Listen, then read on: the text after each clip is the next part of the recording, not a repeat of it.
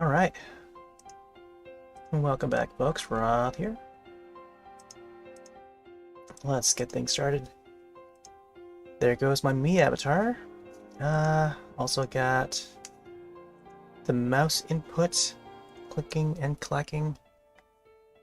Here is my Steam client. As you can see, I am going to do a drawing tonight in Scribble, and it's going to be a spooky drawing, so hang on tight. I would advise folks that are too easily scared to maybe step away and, open up a different tab or something, but we're going to boot up Scribble and maybe get started on some drawings. I think the one that I'm going to be doing tonight is going to be a piece of fan art that is related to a Japanese artist, manga artist, by the name of Junji Ito. And it is going to be Tomie inspired, and which is a horror IP that doesn't really get a lot of love or recognition, but sitting in front of me I have a DVD collection that I got back in 2006 because I was such a huge fan of the Japanese horror genre at that time, and the Tomie series has been, I think a top tier franchise for me. There were 5 films in this collection. It's a box set collection of 5 different films, including Tomie 1999.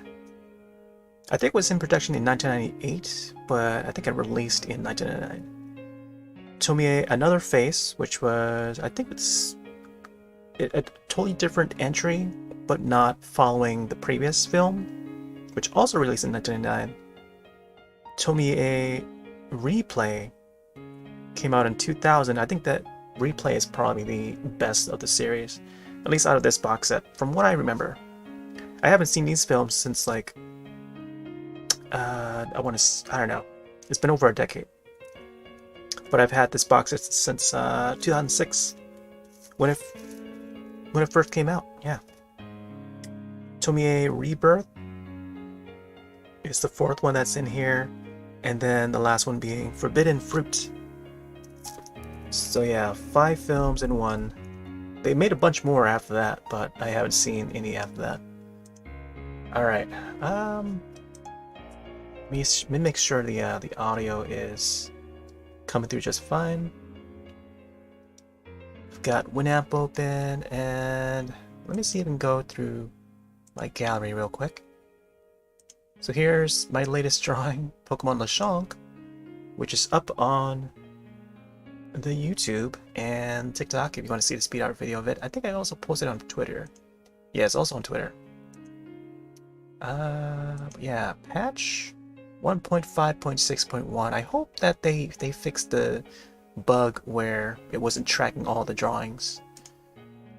Normally, each of the drawings that you draw in-game would show up here, and for some reason it just stopped tracking. So all you see left or the latest are my Wednesday fan art drawings that I've done.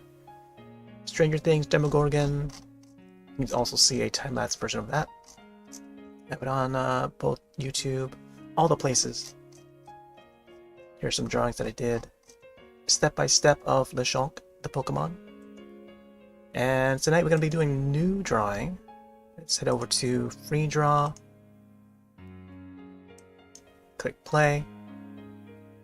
Now all this is going to be turned into a speed art time-lapse video, so let's see. So I can create a new gallery or open up a previous drawing from the gallery, or create a new one. So let's create a brand new one. Send a wave.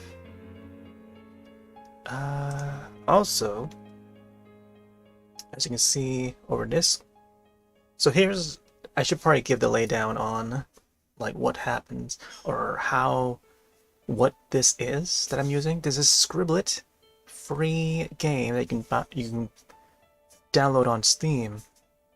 There is a premium version that allows you to do more in the game. Normally it would be a Pictionary, online Pictionary sort of game where you gotta take turns drawing and then you gotta guess the word, guess the prompt that they're drawing. But they have a free draw mode where you just draw whatever you want. And I tend to use it as like a tool to do my drawings. Basic tools, you get your brush, you get your eraser, paint fill, simple colors, presetted, brush size, 1, 2, 3. You can also use your wheel scroll to adjust the size of the brush. Advanced tab, we bring you the color wheel, eyedropper, and there's a transparency bar. But it's hard to like try to get a certain color, especially when you're trying to go for a darker, lighter color here in the corners. Kind of wish that it would be a little bit bigger, you know what I mean? But there's all the room that you can work with. Same thing with the canvas. You can't zoom in, you can't zoom out. Single layer only, no layers. So imagine that. Imagine working with MS Paint, but much simpler than MS Paint. You get your line tool, shapes, filled, solid shapes, and line versions of them. Save, undo, redo, delete. So yeah, that is pretty much it. On the left side here, you get the people that's number of persons, person or persons that can join in on the canvas. So you can actually have or invite other folks in, and then you could all draw on the same canvas. So I tend to keep it to just myself. This is a solo drawing, so you get icons here, 4 emoticons to send into the chat. This would be the chat window. But there's a space over here that I could probably use to show off like other drawings as like a slideshow. So I prepared some past drawings that I've done. Let's see if we can pop it up on screen. That is, if I can find it. I may have to add a new source to show it. Add slideshow. Let's see if we can find it. 2022, I think. 2022. Oh, that's a big drawing. So yeah, there is. This is one of the first drawings I did earlier this year. So maybe I have I'll just put it in this little box here. So I'm not sure how this is gonna appear once it's in time-lapse mode. Because once we're in time-lapse, it's gonna fast-forward through each of those drawings. But I think as long as I keep it within this yellow box underneath my username, that should be fine. But yeah, for testing purposes, you know, just want to try that out for now. Yeah, I'm just gonna let that continue to slide and stuff. Hopefully it's not covering anything. Let's see. Oh, it's on top of everything, so I want to see if I can bring it down. Then I'm gonna lock it. So each of those drawings, these are more recent. These are ones I've done this year using Scribble. So yeah, including that tiger, Year of the Tiger, which is White Blaze from Running Warriors. Alright, so I'm gonna start off with paint fill. Oh my gosh, let's go for a more darker color. Completely black. Actually, if I can get, maybe I'll go for like just a dark gray for now. Possibly color it in later, make it darker. So my thoughts of drawing this specific character, there's like two different drawings that I kind of want to do, but I'll focus on the first, since this is my first ever fan art of Tomie. I feel like I should have done it a long time ago, since I've been such a huge fan of the series. But I think as a first piece of fan art, I think I want to. I like to keep it like true to the original first and foremost. So the image that I'm about to draw is, like, to put in words, it's pretty much a decapitated head inside a plastic bag, because that is part of the first story of Tomie. So yeah, you are warned. And it's gonna be a really bloody bag. So yeah, it's gonna be really dark. So yep, more spooky drawings, which is why I put spooky in the title.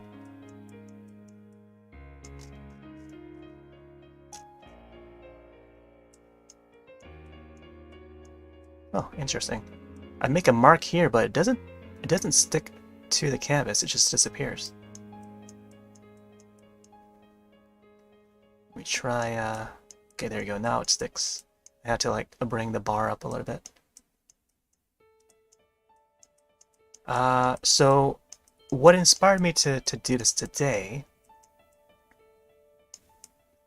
and I've been thinking to maybe revisit the films too, some months ago, because I was trying to think of what to, you know, maybe I could rewatch some of those films again. And I was looking at my shelf, and amidst my horror collection, I saw Tomie collection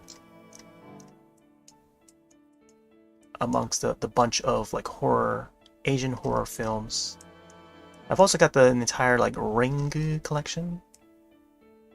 They call it the Ringu Anthology or something like that, which is the initial DVD box set that released way back when. And also this 2006 release of Tomie Collection, which has the 5 films. I think it released the same year that The Wizard, aka the one with Fred Savage, classic, I think 1989, got re-released onto DVD for the first time, I think. And I bought it along with Tomie Collection. I think it was from a deep discount. I don't know if that site is still up. Way back when.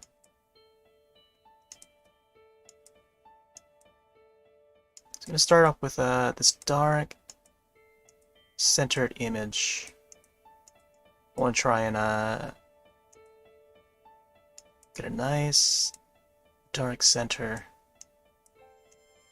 So it's sort of in the shape of like a dumpling, but it's gonna be a focus. Let's get it a little darker here.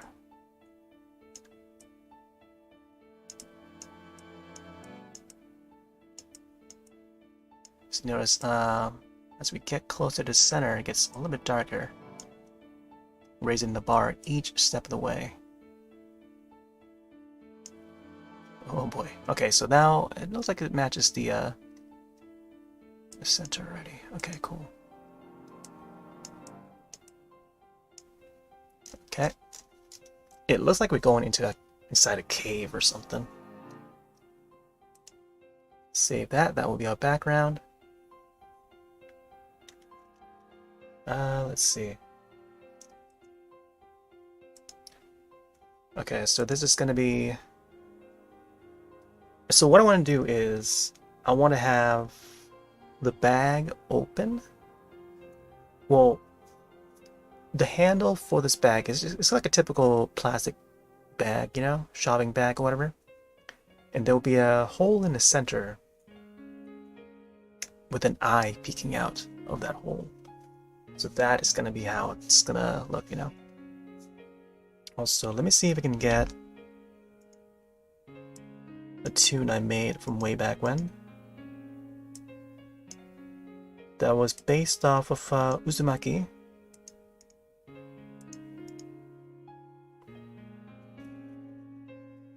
Gonna have that queue up for the next track.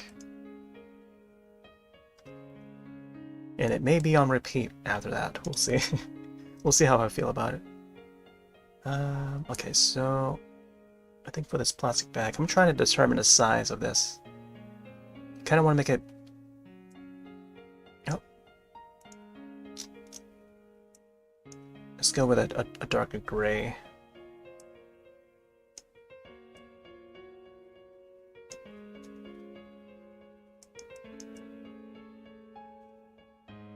Getting some random lines in so I can get the bag.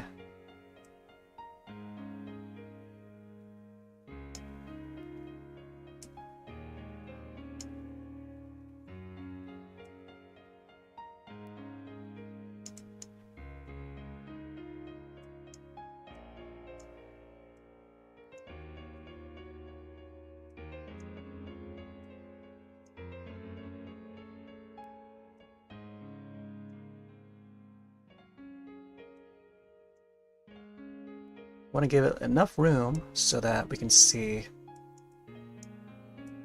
Oh, you know what? I feel like I need to maybe pre-make like a widescreen 16:9 before I draw anything. But you know what? This is fine. I think as long as it is viewable in the center, I think we should be fine. It should be a lot more dark down here.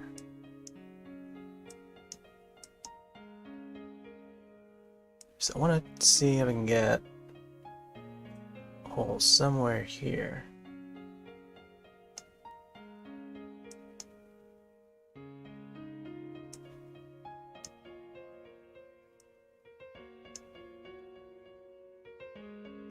Just have the hole peeking in, and then the eye.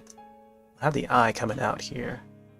I don't know if I want to get it like tilted or anything, but I want to try and imagine the head being inside.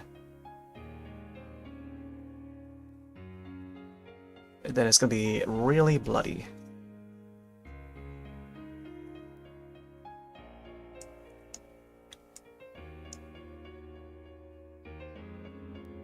And make it so that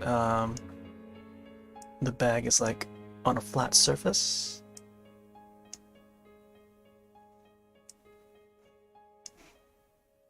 Or something. Oh, there you go. There's that Uzumaki. This one I made actually for an unboxing video, I think I did way back some years ago, where I had some Junji Ito inspired shirts based off of some of his IPs, including Spiral, aka Uzumaki.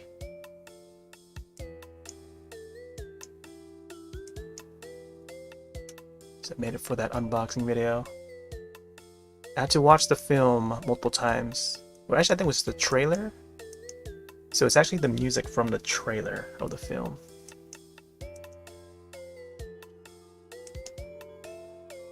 Okay, I think we got the bag.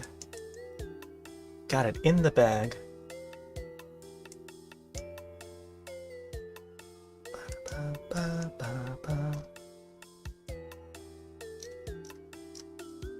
It's gonna be pretty fun trying to draw the bag.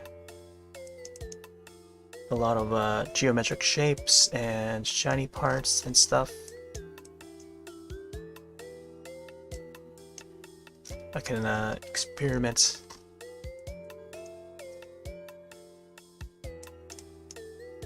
There was another horror film that was based off of a video game called Siren. No, I think it was called Forbidden Siren.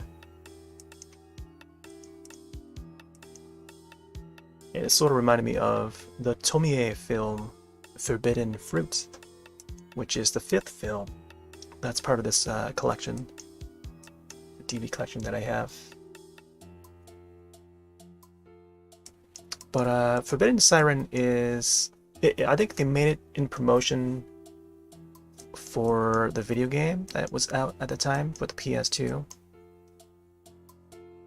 And eventually that video game, there was the Siren 1, Siren 2, and I think there was a slight remake or reimagining.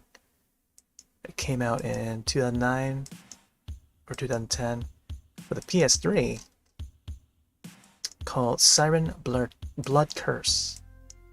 Siren Blood Curse. And yeah, it released digitally on the PSN, PS3, PlayStation Network, and physically over in Japan. And they never released that physical version. You had to import it, but it would still work on the PS3 if you import it. And the game plays in Japanese audio, I believe, but it's got like English subtitles. So any English-based players would be fine just importing it.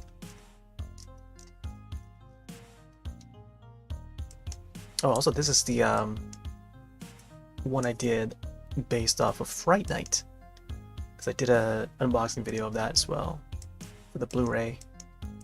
It was a Blu-ray release for Fright Night 1985 classic. We're talking about the original Fright Night.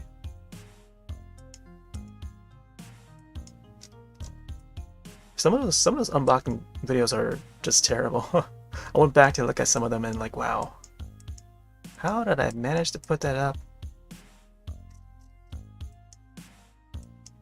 And the lighting was like really dark,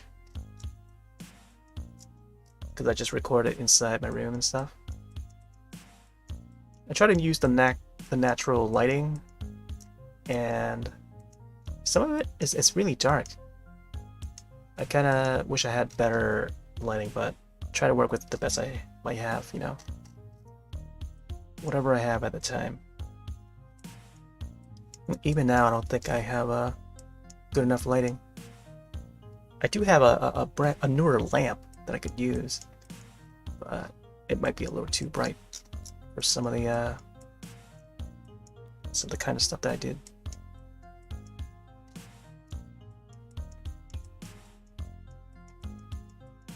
I don't know. I don't know if I should continue doing like unboxing videos, because there's a lot of packages that I have that I haven't like opened up yet. But I want to record them and stuff and document each and every one.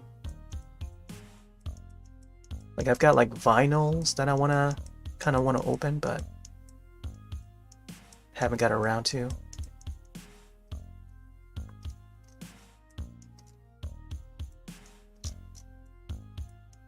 And also CDs. I've got a whole bunch of CDs that I haven't got around to opening.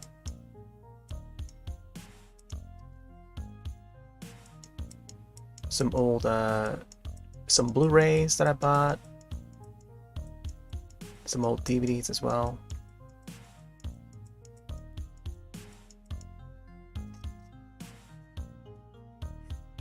Oh yeah, another thing is I'm not sure if I want to keep this like black and white. I could make it so that it's black and white and then some red with blood. So we'll see. I was thinking to maybe add like bugs crawling inside the bag, because there's a scene in the original film, the 1999 Tomie film, where she arrives in a bag, and then inside the bag there would be bugs crawling around. Let's see if I can get some more coloring on the bag.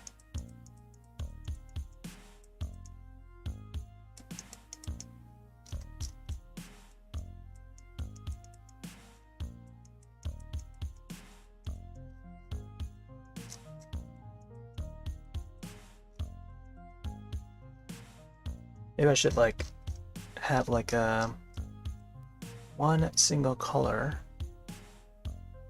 like this. Just colorize it.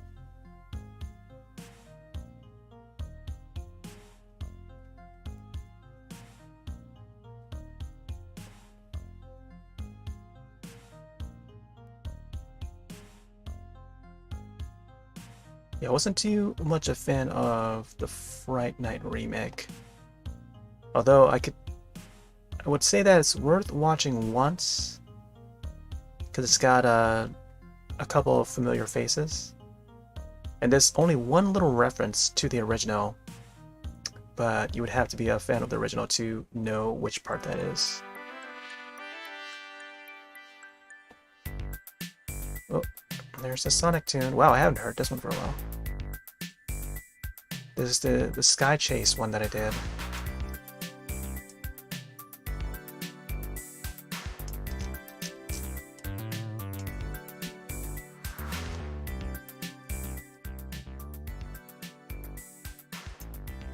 Keep that on a low.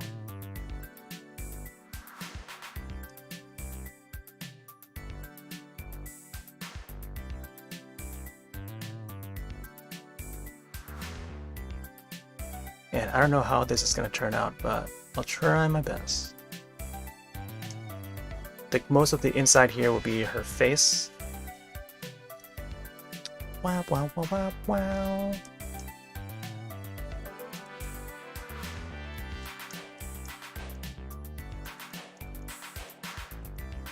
It almost looks like it's going to be like a crystal. Like this bag is made out of crystals and we're just peeking through the crystal.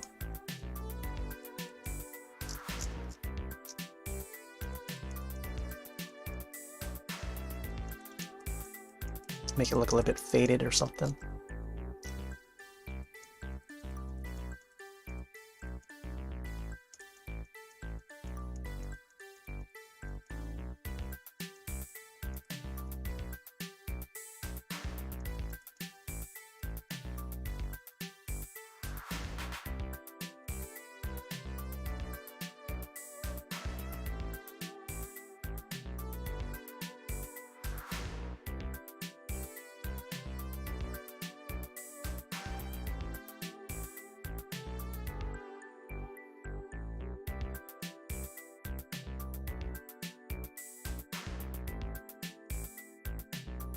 Well.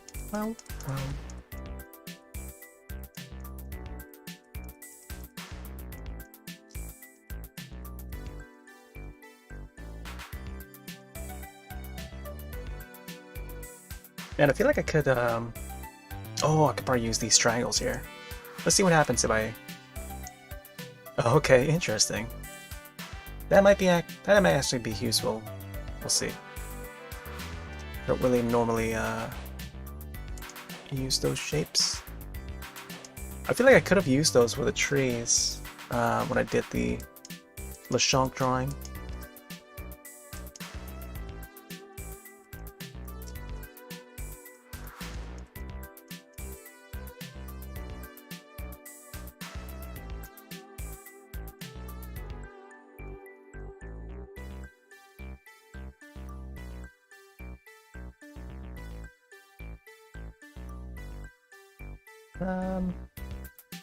Yep. Gotta remember to save. And then I gotta make the brush a little stronger.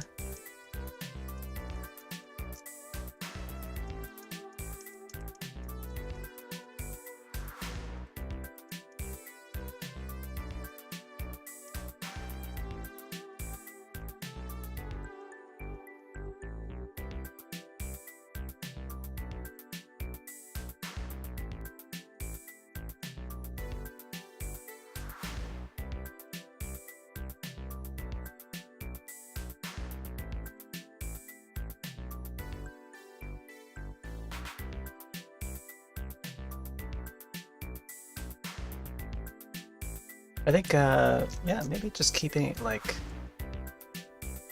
a single line like that is most ideal. Because you can already see through the bag. Like it's light colored and stuff, but would have to be careful where I place some of these other lines here.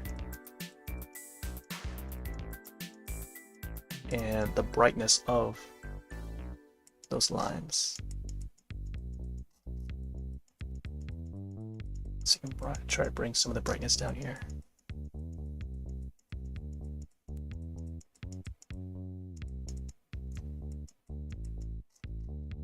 Alright, this is the tune that I use for the Mario Kart starting streams. Let's get these bags a little bit brighter.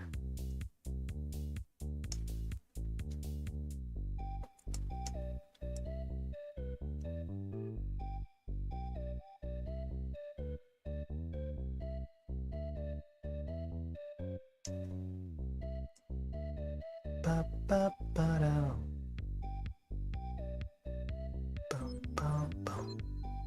Yeah, I was thinking to maybe go back to playing Mario Kart Wii again. Possibly this weekend, we'll see.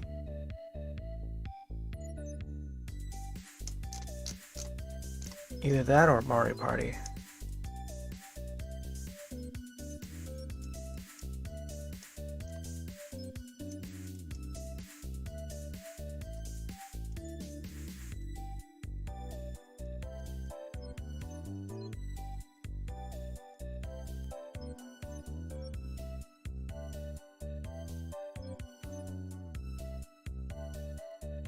Yeah, it's like the most detailed part of this bag, trying to get the geometrics of this this bag, shape of this bag.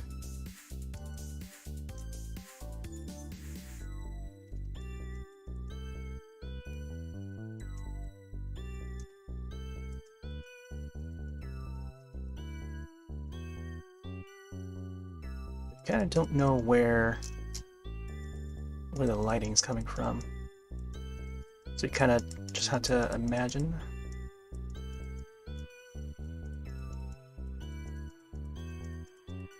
And there'll be a part of the bag where it's all really crinkly. Kind of want to detail all of that. Yeah, get all those crinkles in if I can.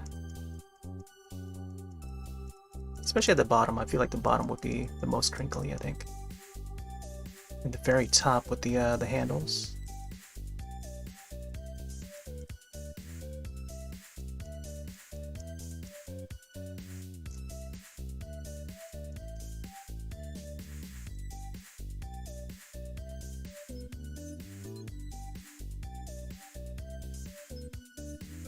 Might have to come back to this part. Add some more.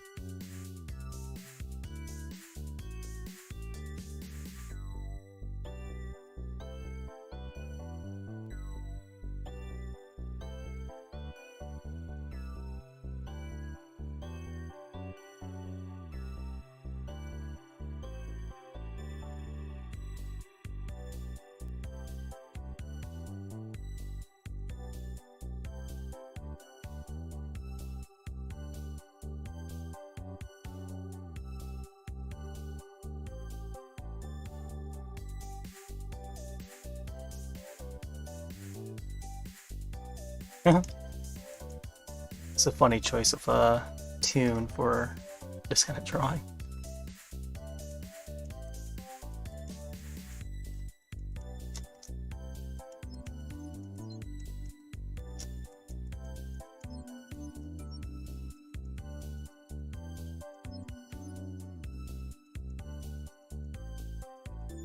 No, I could do like I could have maybe make it more like animated looking rather than, you know, more faded look, but I don't know. We'll see. Alright, let me swap to some Chiltendo. My default playlist for the past couple years, I think.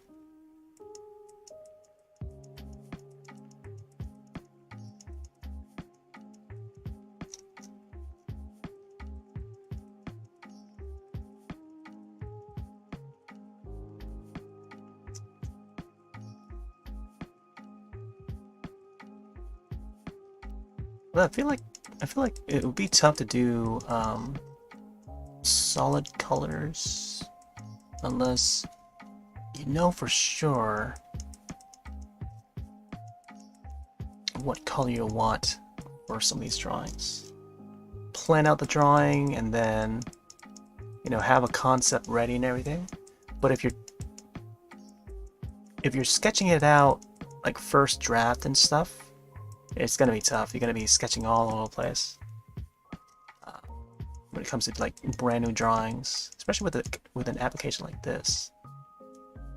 You kind of have to experiment and, you know, try to come up with a concept as you go, I guess. Some people can do it, depending on their state of mind and how well they can manifest the image in their mind.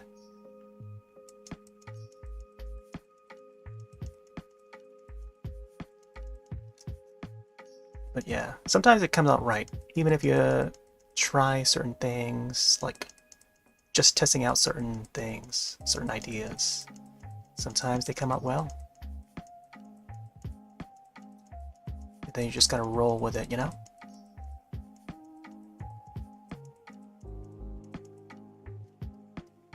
So you get this part more shiny. This might end up being like a black and white image. I wouldn't mind. It sort of give homage to the original manga, being that it's, you know, black and white.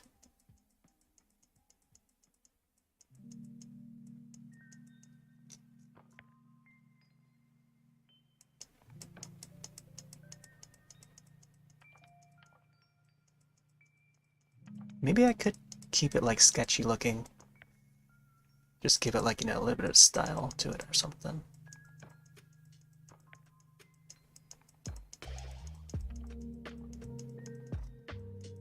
But I also want to give it like a composed look to it.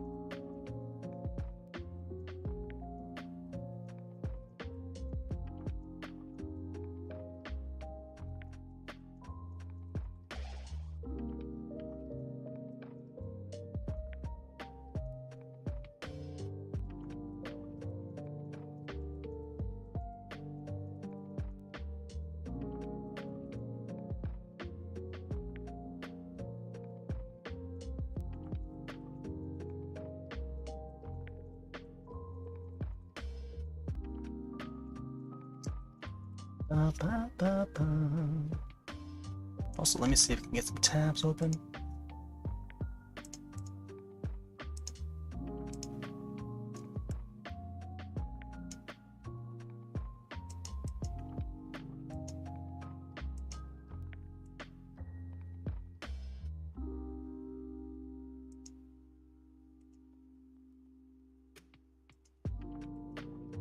Okay, all set.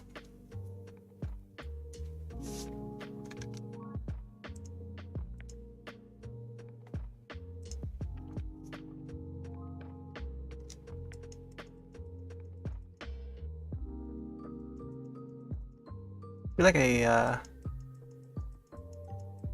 should probably go for a smaller brush so you can get a more clear look to it. You know what I mean? Hey there, Clyde Frog. Welcome back. Hope your work day is going well. We're getting a spooky drawing in tonight. I don't know if you've seen any of the announcements from Netflix. Netflix has this this thing called Geek Week, where they announce upcoming shows and films, and it goes on for like a week, I think. But yeah, I think they've been doing it like last year. They did one last year as well. I remember watching Geek Week. Geek Week, I think they call it. Yeah. Like past tense Geek Week. And last year they had Lucifer, the cast of Lucifer, like on screen, and they were having so much fun. I watched their Twitch stream, the official Netflix Twitch stream. Yeah, they announced some good stuff. The Umbrella Academy season 3. There's some more details on that.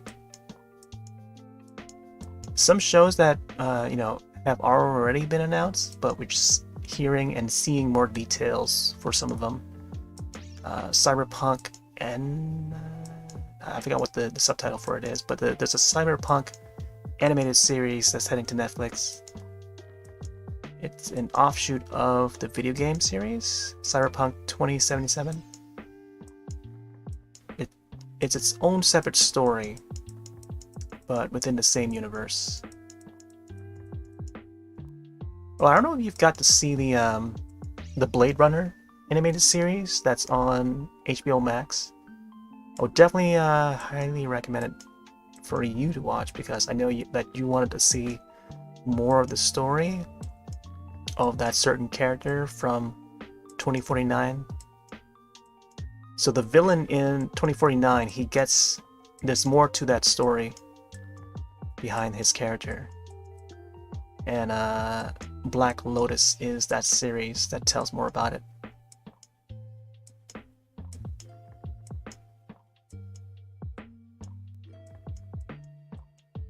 And they've been putting out like different like content relating to Blade Runner,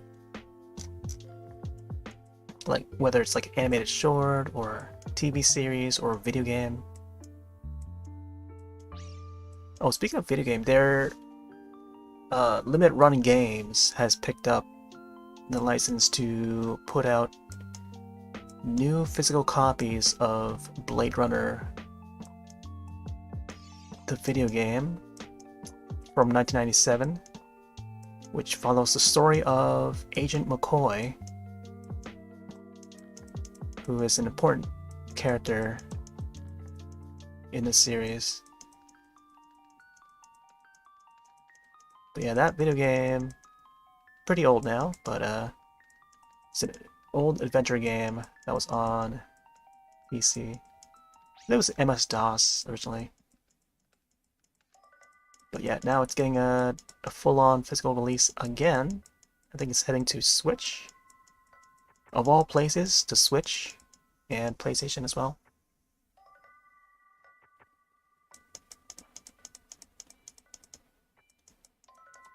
Also, yeah, today's announcements from Netflix were more all based or focused on animation. So there's some cool animated series on the way.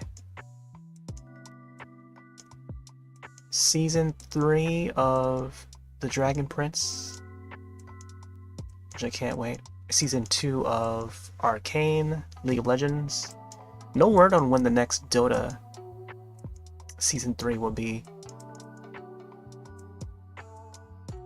What else? There was there was that Cyberpunk one mentioned already. What else?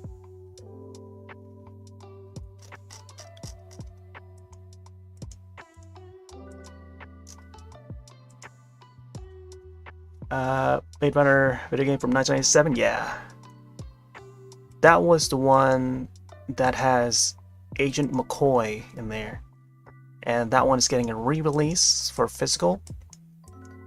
Nintendo Switch, PlayStation. I think it's already on GOG, goodoldgaming.com. So you can already play it on PC, like digitally. But it's making its way to consoles, and Limited Run Games is doing a physical version of that. But the show that you want to watch is Black Lotus. It's on HBO Max. Came out, I want to say like at least a month ago. Well, it's been out for like I want to say a year, but originally it was on Crunchyroll, like exclusively on Crunchyroll, but it made its way over to HBO Max after a limited time because they partnered with HBO Max. Yeah, look up Black Lotus. It's pretty lengthy, but you get a little bit more insight on what happened in the background before that character ran the company, which is pretty neat.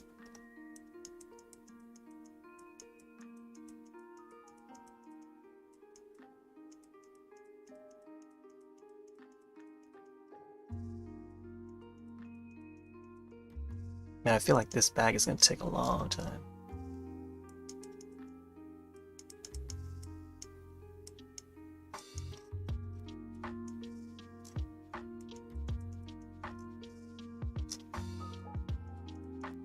I think it's good to make it look more crystallized, and trying to imagine it in like black and white is pretty tough.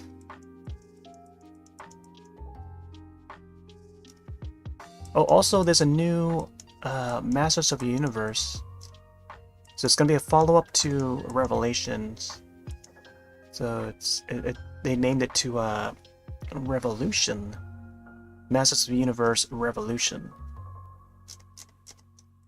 That's going to be the upcoming season of the Master series. Kevin Smith, of course.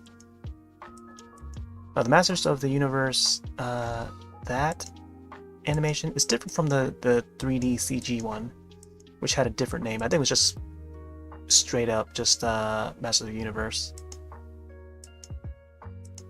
Or was it? I forgot what the name of it was. But the one with Kevin Smith, that is the 2D animated one.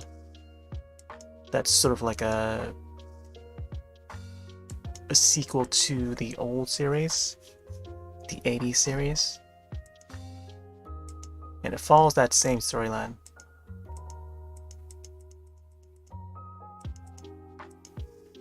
Just check Black Lotus, 3D art style reminds of early CG graphics. Yeah, so they did that on purpose.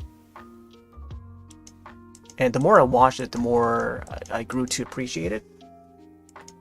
And a lot of the visuals, it's very much like how you would imagine when you play like an old PC game from that era. Like some of those old adventure games, not too old, but like some of the, like, I want to say late 90s, like that Blade Runner 1997 game, for example. Some of the cinematics and FMV, not FMV, but like the cinematics, like the CG 3D engine cinematics, they look like that, like early CG sort of look, you know what I mean? So I think that's what they tried to aim for in that animated series, is that futuristic but also old school looking CG, which I haven't seen any like show do, like other than Appleseed. There's an iteration of Appleseed, a Japanese property that got remade called Appleseed Alpha, and that was one of the early CG efforts where they try to remake an old property into CG. That one came out in like, I want to say 2002, 2003, maybe 2004. Not too sure of the year, but like definitely in the early 2000s when they tried to do that. And I only watched it once when it initially came out, but it just reminded me of that. That one's also sort of cyberpunk feel, cyberpunk vibes. It deals with the robots and, you know, almost like military and political involvement and stuff. Yeah, definitely check that out. Black Lotus.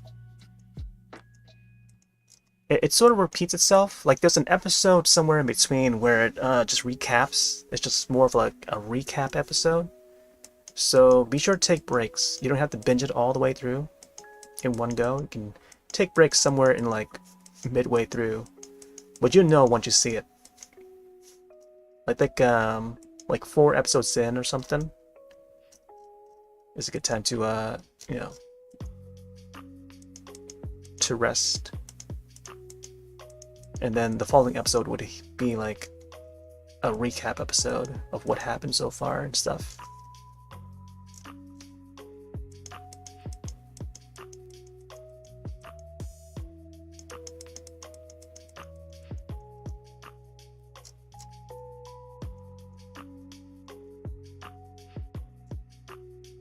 But yeah, you get your story on that character.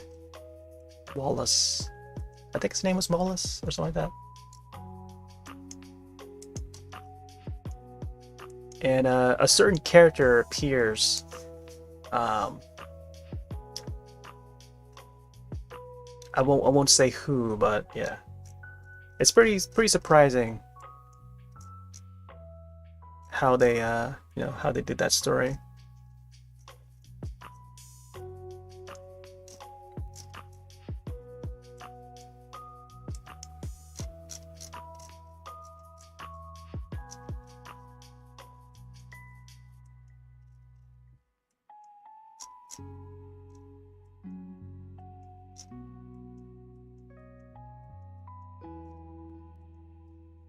Should probably do something with the back here too.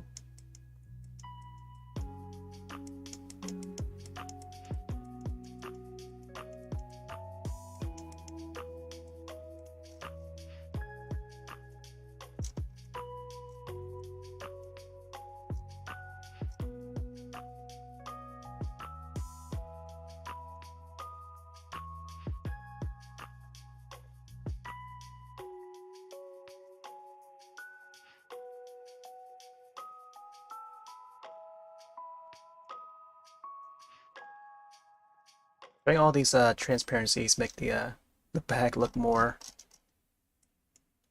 plasticky. It probably looks better when it's like on stream rather than in person. But the more I play around with this, the more I get it to look the way I want it to look. So far, the edges seems a little more round than I want it to be.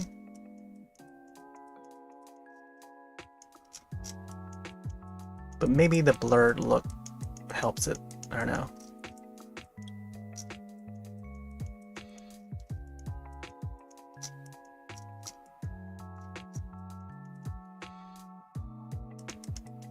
But I could make this this part a little bit more brighter.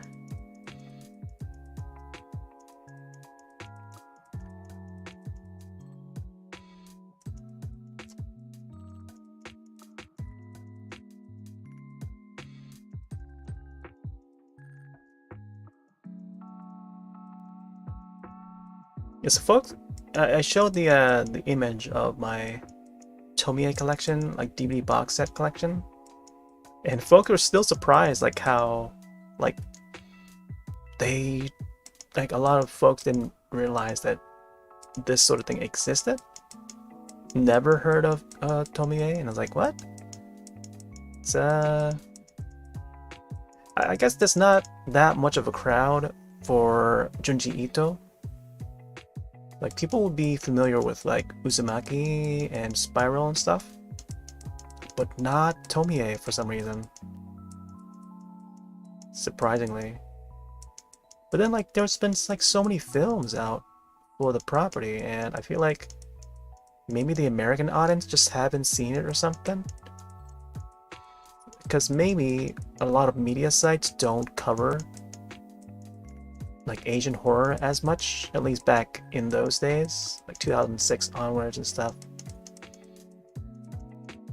Up until recently, I think people are now getting more into like the Japanese stuff, which is quite unfortunate because like we had like a whole storm of like Asian horror films back in the early 2000s. Because you kind of expect like people to be into it, but apparently like people weren't that too into it. It's like only a small section of people that were familiar with like Takashi Miike or Shimizu sort of films, Akira Kurosawa, Kiyoshi Kurosawa. Like they've made some standout films, but you would have to be into that sort of genre to know about them. Like you ask around to see if anyone has seen Cure, C-U-R-E, Cure. That's a classic thriller, one of my favorite thrillers of all time. I have it on DVD from Kiyoshi Kurosawa. He also did an adaptation of Sweet Home, the Capcom game, on the Famicom, and also actually I think it was just only on the Famicom, yeah, which was the Japanese Nintendo system. But I think it only ever released in Japan, Sweet Home. Unless I'm thinking of another game. Yeah, it was only Famicom, 1989. 88 or 89, one of those years. So alongside it was the film, and you can watch it on YouTube. It never released on DVD or Blu-ray or anything, but it had some really cool special effects in there. It's more of a haunted house film, but towards the end there's like some really cool special effects. Some really extended face melting to the bone, which I would highly recommend checking out. You can watch the whole thing on YouTube because it's not available on physical format anymore, unless you find like a bootleg or something. But the YouTube quality is fine. I think it's just a VHS rip. It only ever released on VHS and Laserdisc, of all places. Laserdisc. It's sort of similar to the one of the Ring films, the TV-made only Ringu film, one of the first adaptations of the property. It had a longer Japanese title. I forgot what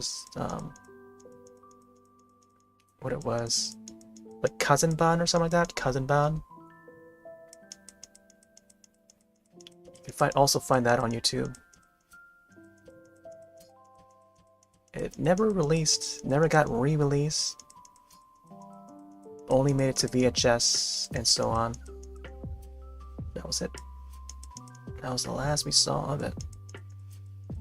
Although Raisin, which was Ring 2 basically, that one did make it to DVD. I also have a full box set of that. Mentioning earlier that I had the Ringu Anthology DVD box set, but now they re-released some of those films onto Blu-ray already. So I think Arrow Video did a re-release of it recently. They haven't done the Ju-On series just yet, but maybe someday.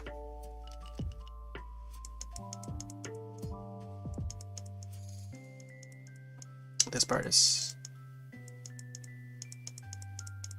part is interesting. I'm trying to make the edges a little bit more brighter, so that it's more detailed and sharp looking. Maybe I could bring up the strongness of it, strength of it. There you go. That way it'll be less strokes.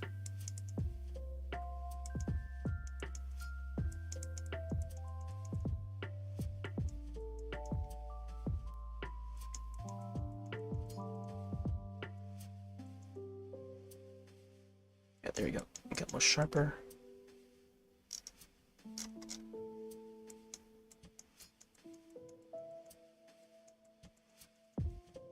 Get some more over here.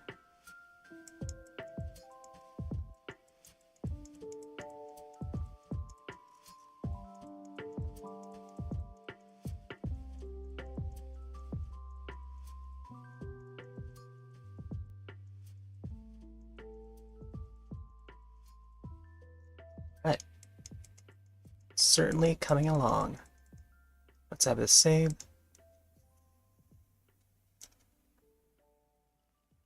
Let's get this part colored. Raise the bar a little bit. Oh.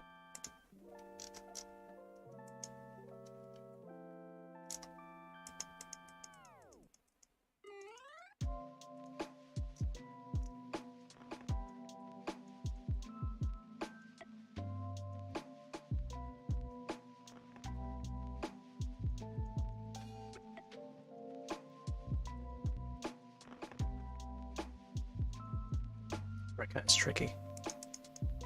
I gotta make it look a little more jaggedy, but also look like it's been ripped open. Get a little bit more on top here.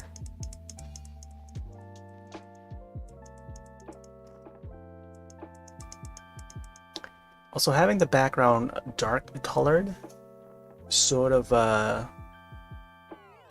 lays down the color what I want for the inside ahead of time before I even draw the face in there.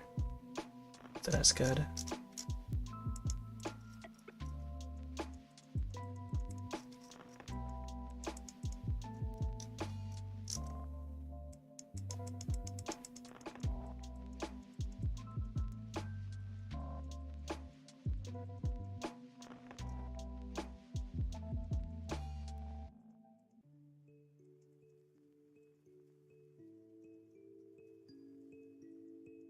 Just got a bunch of like random lines coming through here.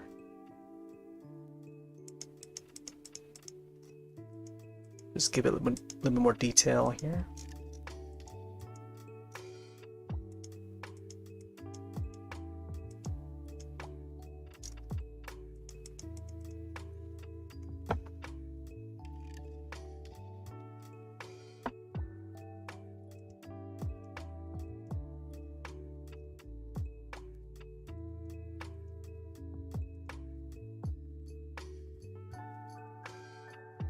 So down here.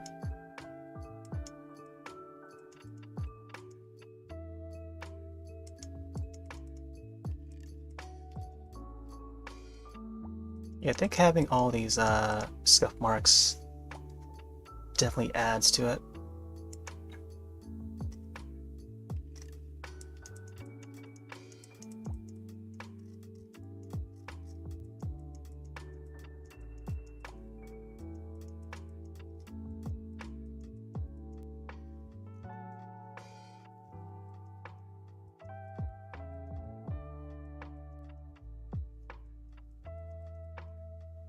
It's sort of like, it makes it look like it's cracked.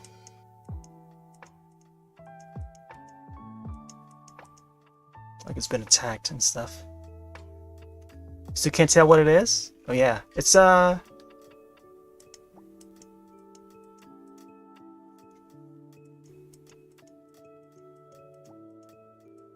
I don't want to give it away, but it is a plastic bag.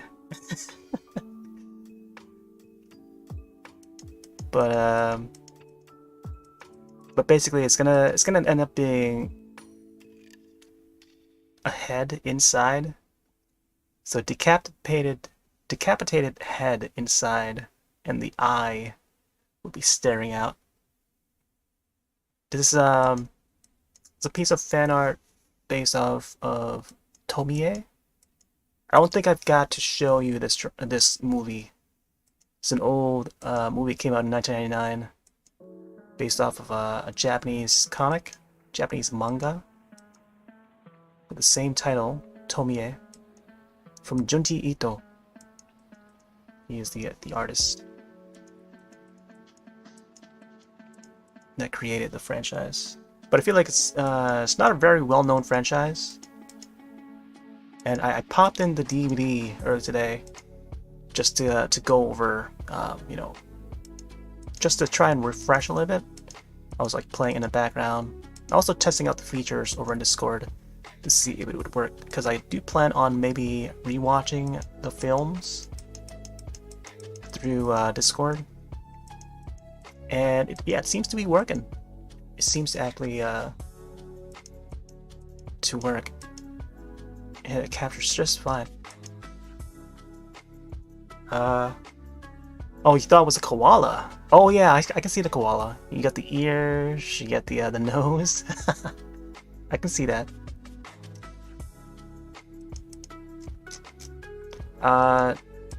There's also the Donnie Darko rabbit. That's sort of almost a similar shape. There's a rabbit character in Donnie Darko. Remember Donnie Darko? So that rabbit that Donnie Darko sees in his dreams, it sort of has that similar shape to it. Except the ears would be longer though.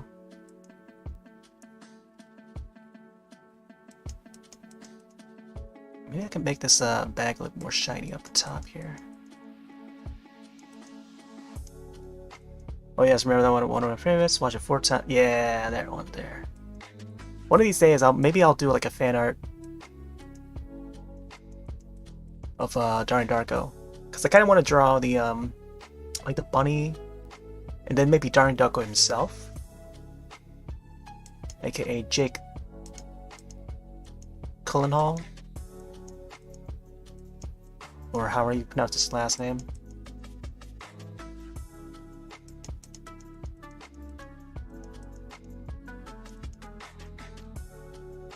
Maybe that could be like an Inktober or October drawing, I don't know.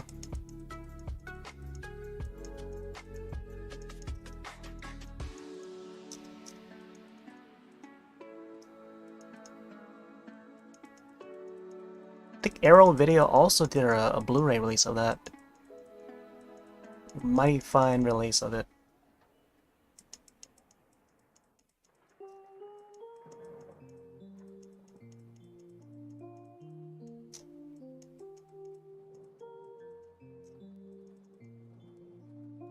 Okay, so we got the bag. At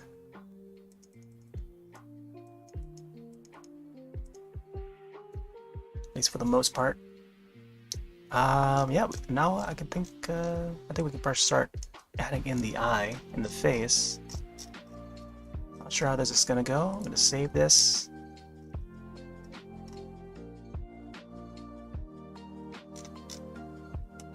Let's start with some grays. Dark grays if I can.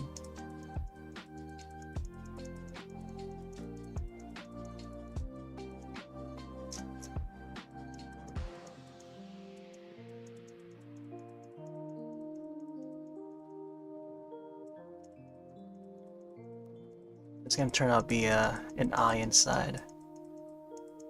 I feel like I could detail it so that the hairs are coming through. It's gonna be a messy face and head inside here.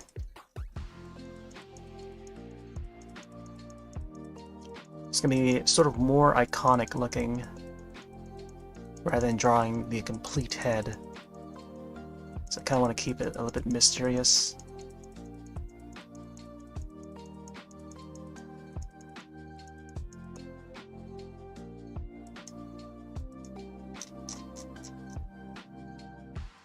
Let's get a little bit darker.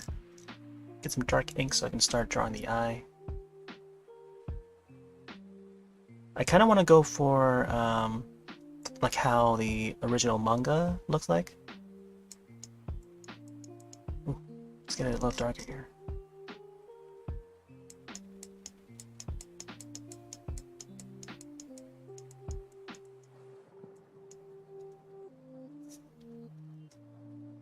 get ready for the spooky part.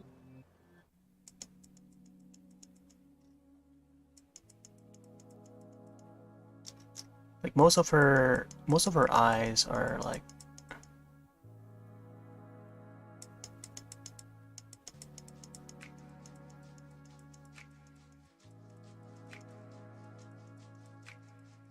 yellow. Like she's got like yellow eyes, and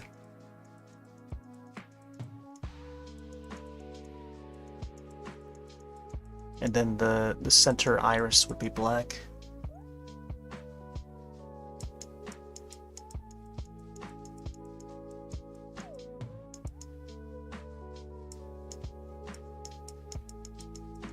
I think I could probably make it look like it's slanted a bit or something.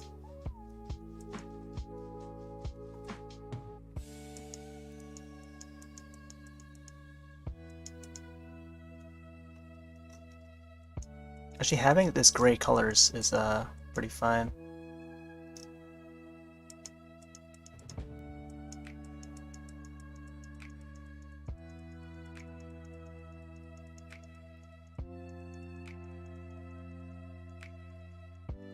Ba-da-ba-da-ba.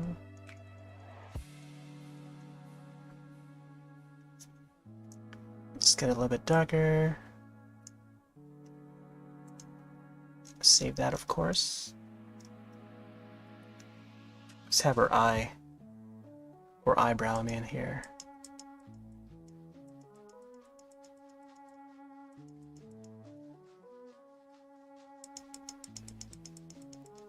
So we see her left eye, I think, and it's the left eye that has the beauty mark.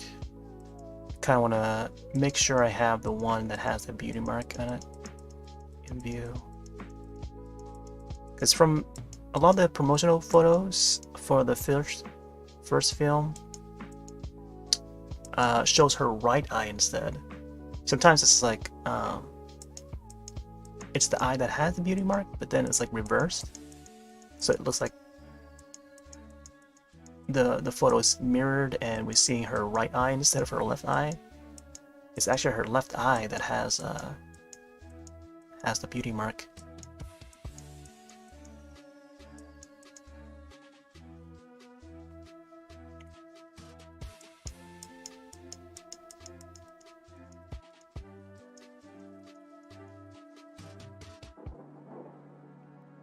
And if only we can zoom in.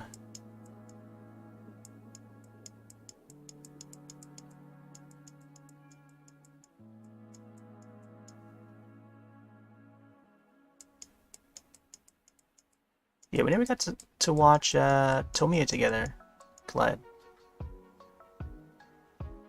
Maybe one of these days I can probably bring it over. We can watch it together. It's very slow paced, but like towards the end it makes more sense.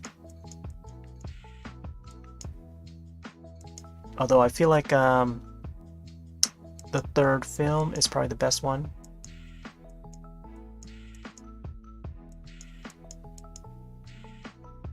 Is the first time you're hearing about it? Oh yeah, definitely. It's not very well talked about. It's not a very popular series. As far as I know, I am the only one out of my entire group that even knows about it and is a fan of it. I kind of like it that way, you know? It's like there's some certain franchises that you just kind of want to keep to yourself. Like only you. Like it's something special about feeling like, wow, I'm the only person who knows about it. And like you're just the biggest fan of that certain series, you know?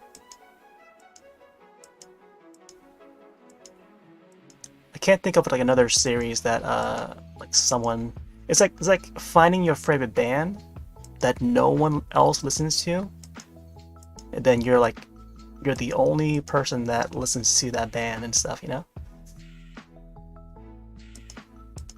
It's like that. Like this franchise for me is like that, I feel. Like even on the internet, like no one really talks about Tomie. And it exists, like, I don't know. It exists in the realm of horror, but like when you look around in the horror community,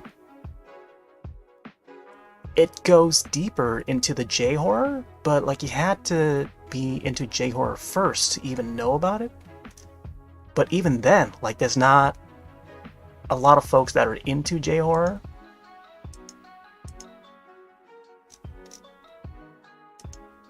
Like even now, like there's still people that's just hearing about it for the first time. Like even within the horror genre. And it's surprising because, yeah, there's like more than 5 films of the series exists.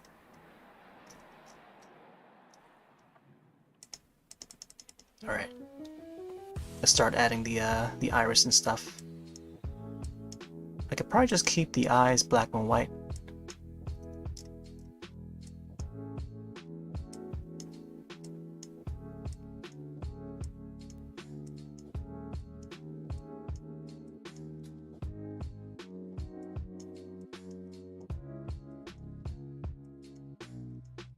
Oh boy, that's one creepy eye coming out there.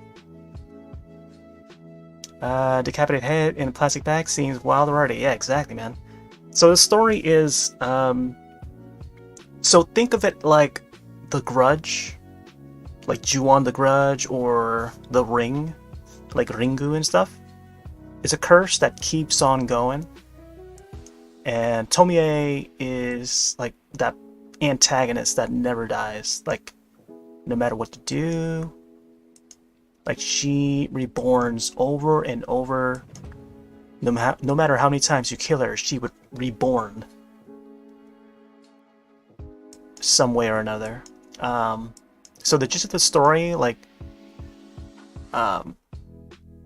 is like she started out as like a normal high school girl, but I don't know if like the origins. I know there's a film, and this.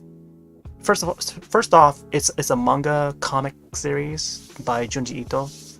Like he wrote the story, created the characters and stuff, and there's been films adapting that story, and I never got to see the prequel. I think it was called Tomie the Beginning. That came out a little after that. When I got the DVD box set.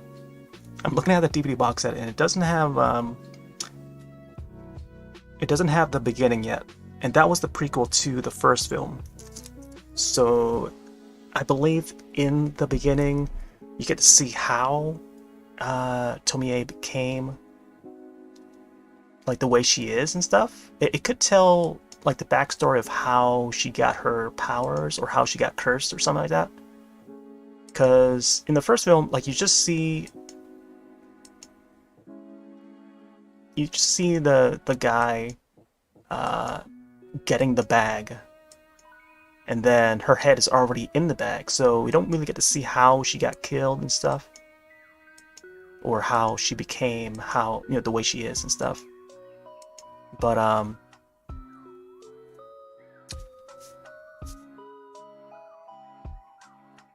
the thing with Tomie is she's this high school girl that got murdered. Like she's very self-centered, very spoiled, self-centered, and like the pretty girl in high school.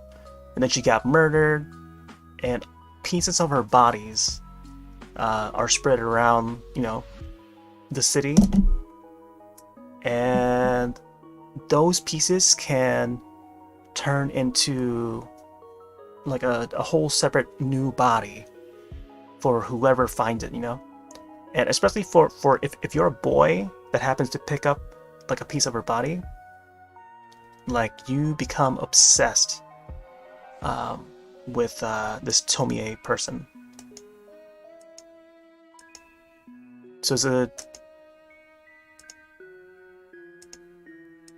So the character in that first story, like once she's fully like what's the word, like rejuvenated or reborn or whatever, later on the male character would kill her and you know, cut her to pieces and stuff, which is probably not the best way to do it because she'll multiply. So it's kind of like that. It's kind of like The Thing, like John Carpenter's The Thing. Like the more you cut them up, the more of that being would be, you know. So another one to compare to would be The Thing, I guess, but then like not as vicious. You know what I mean? More on like a human level rather than aliens. So yeah. So Tomie can also, like, if she finds another girl that she could transfer herself to, she would. Like in the first film, that there's a girl in there that she was sort of attracted to, and then she transferred herself to that girl, and then that girl slowly starts to like become affected, like infected by Tomie's curse, and then she slowly becomes Tomie. And you can tell by the beauty mark that that is a good sign that they're gonna turn into Tomie. So there's like stuff like that.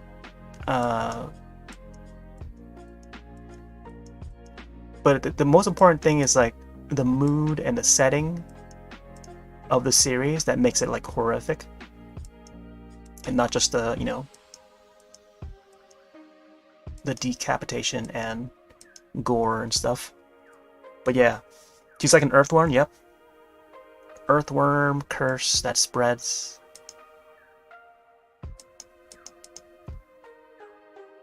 Try and get this eye as perfect as can be. But yeah, if looks could kill, I think Tomie would fit the bill. Somehow that just like rhymed. But I feel like they could do like a new version of it. And the Netflix anthology that's planned to be coming out, Junji Ito is gonna be involved. Like the man himself announced it for Netflix, and it's called Junji Ito's Maniac. And all of the stories, it's gonna be like multiple stories in one, so it's like an anthology. And Tomie just happens to be one of them, which I'm really happy about.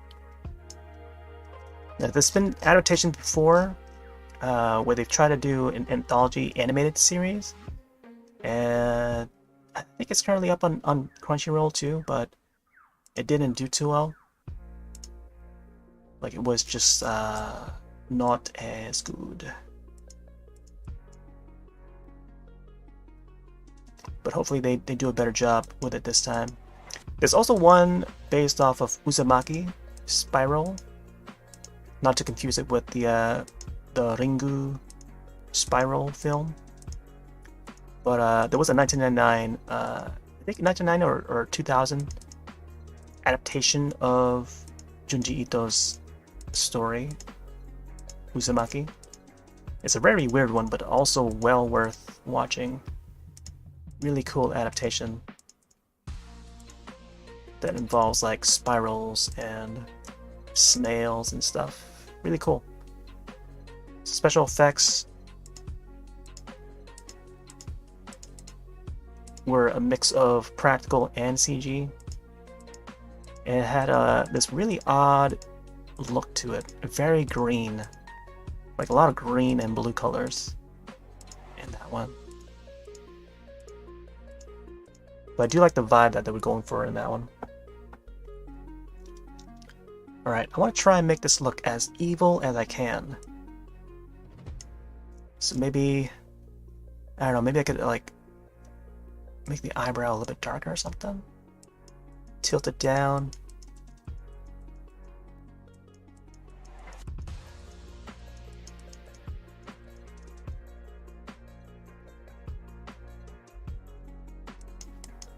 Get some eyelashes in there.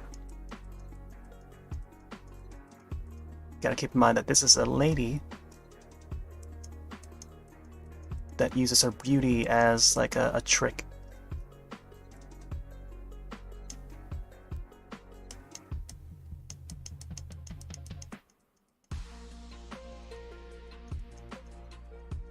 There we go. Get some eyebrows in there, or eyelashes.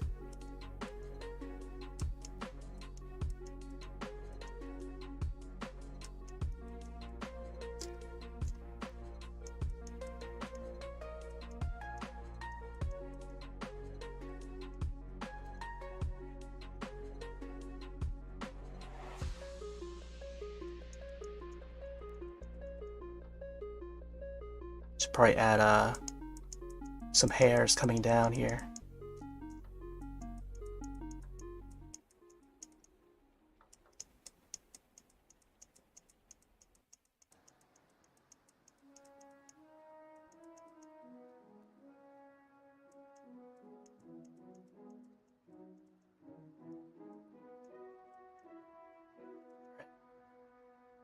Get some hair coming through here. Should probably keep it like all like dark black and stuff.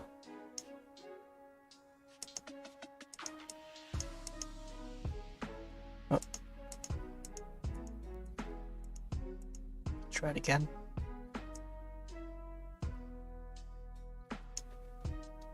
It's like making it swirly is also really helpful.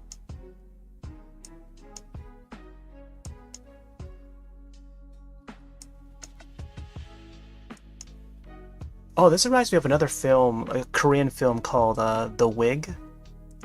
I feel like that one is another one that not a lot of people got to see. Ah, that was also a really good one too. I feel like I don't know, I kind of want to revisit some of these older films. I actually got to rewatch Tale of Two Sisters recently over on Discord. Man, going back to that film was like so good. I remember each and every part. But the music really rung a bell for me. And it reminded me that I actually made a remix. I made a trance version of that theme song from A Tale of Two Sisters that I totally forgot about, and just watching that movie just reminded me, wow, I need to dig up my old hard drives and find it again, because I totally just forgot about it. One of these days I'll probably you know, find that MP3 file and maybe finish it, because I never got to finish it. I started to put down the melody for it and just never put a beat on it, and then like just never finished it. Watching it, yeah. Wait, did we watch Tale of Two Sisters, or was it the You mean Tale of Two Sisters, right? I mean, I remember we talked about it, but I don't recall us watching it.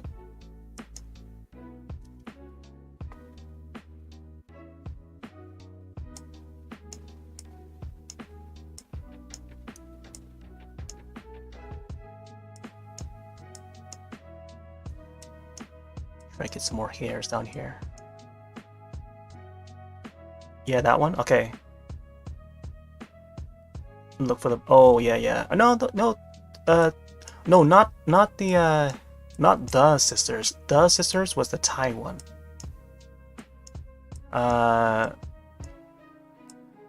Tale of Two Sisters was the Korean one that was more psychological rather than like spooky, scary. Although it did have some spooky, scary parts, depending on your level of spookiness, but it was more tamed and slow-paced. But yeah, more of a thriller than like horror, even though it does have some horror elements to it. And it's got a very surprising ending.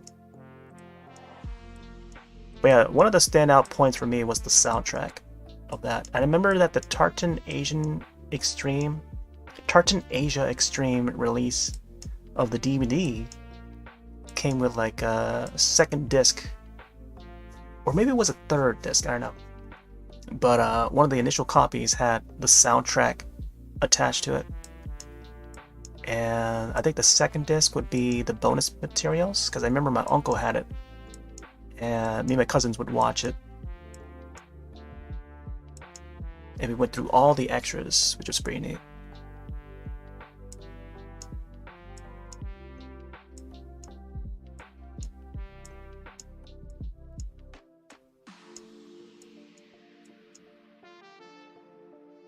This is pretty cool. Adding the hairs around is like a neat addition. But I feel like I should probably make it like more smoother looking rather than. Yeah, I should probably keep it like more smoother looking. Although I feel like if I keep it smooth looking, it will be too fresh.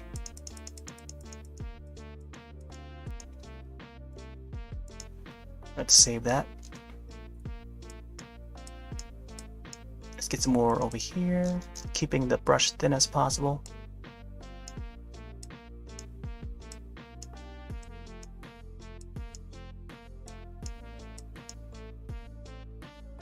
Oh, we watched the Thai one. You mean The Sisters? No, the one we watched was Shudder. Yeah. In 2016, we watched the Shudder. And that one came in 2002, I think. Or 2005?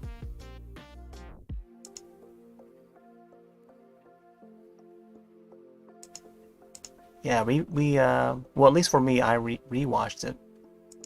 But that's the movie that I remember bringing over.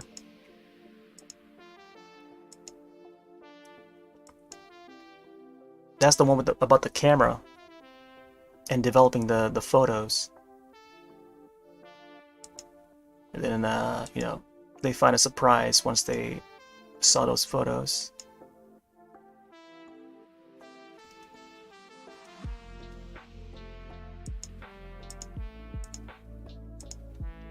But yeah, the other one was called The Sisters, where it's about a haunted apartment where a band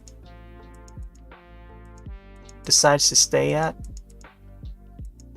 It was at this hotel. Was it a hotel? Yeah, it was a hotel, not an apartment. And then, yeah, it was just that specific room that was just haunted because someone died there. It's based off an actual story. At least stories from Thailand.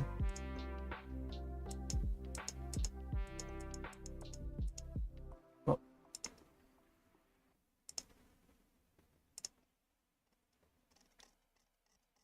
See, get some more of this this eyebrow here. Yeah, Shudder. Yep, the original. Yeah, I still have it on DVD.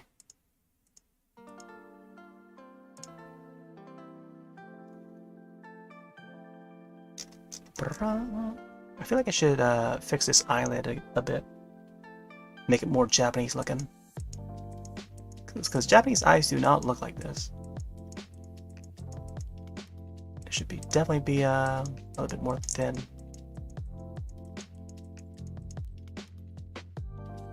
Let's go back in here and fix it up. I know that oh, tomorrow would be Summer Games Fest, or what should we call it? Basically the E3. We're gonna announce a bunch of new games and stuff. So I'll be watching some of that. I was thinking to maybe also do a stream on Saturday where I watch some of the Wholesome Games Indies announcements. Wholesome Games has their own direct, like Nintendo style direct, where they announce like indie games and stuff. And I believe that's gonna be on Saturday. I might have a stream on that separately, just to, you know, watch some of the trailers and announcements. I've never done, actually I kind of almost did one a long time ago, but not in like sort of professional fashion. So I want to try to do that on Saturday if I can. We'll see. But yeah, tomorrow would be Summer Games Fest. Jeff Keighley's going to announce a bunch of stuff. and including the Kojima horror game. I hope it's the big announcement for that, because it would be exciting to see Kojima take on the horror genre.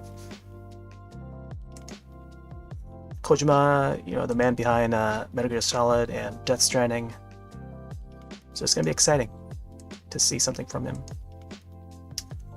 Because previously he was working on the Silent Hills game, and from the rumors and leaks that I saw, I tried to avoid some of those leaks, but they showed up in my email. And I saw that Kojima was involved, and it may borrow influences from Silent Hills, the unreleased Konami game. And who knows, maybe Konami would bring back Silent Hills. Because as of late, they've been coming back little by little. Is this even the right brush? Get a little darker here.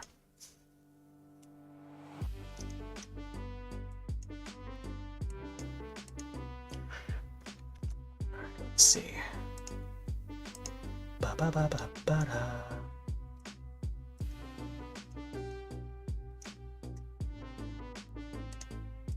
Making sure everything is running.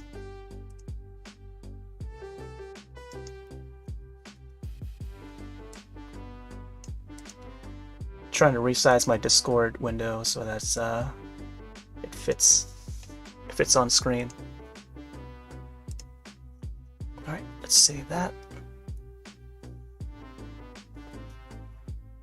All right, let's see if we can get some of the shading.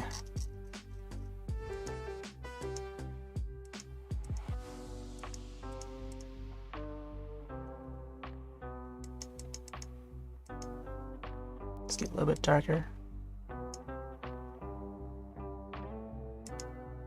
Ooh, that's a little bit dark.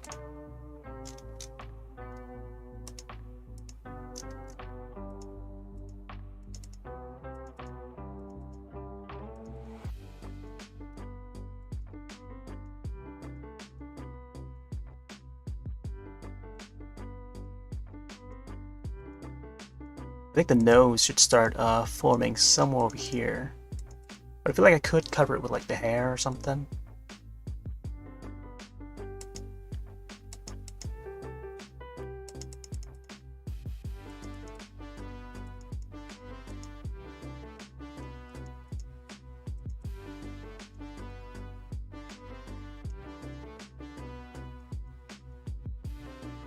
Maybe I'll cover it with some more darker colors or something.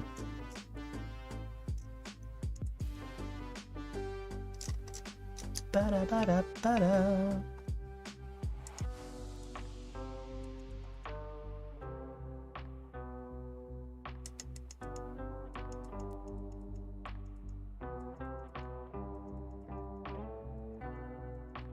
Oh, maybe having like small streaks. Oh, also, oh, I could add like blood and stuff. Yeah, maybe like dark blood, lots of blood or something. Little dots here and there.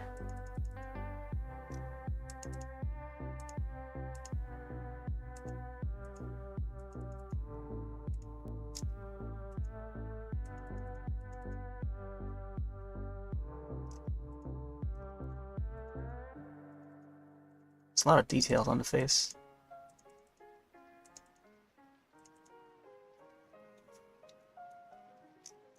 Really need to go a little darker on the eyelashes and the eyes in general. Let's see if I can get some more coloring here.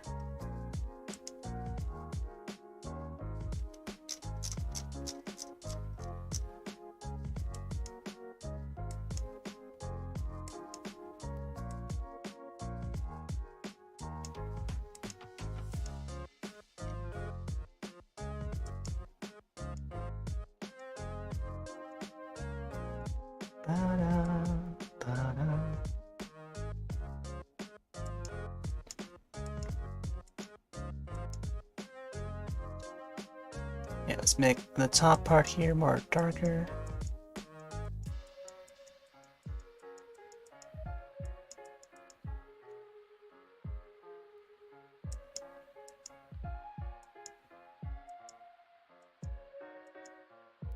Something like that.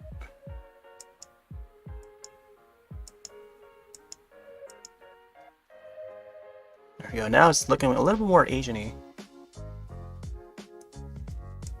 Let's get this part.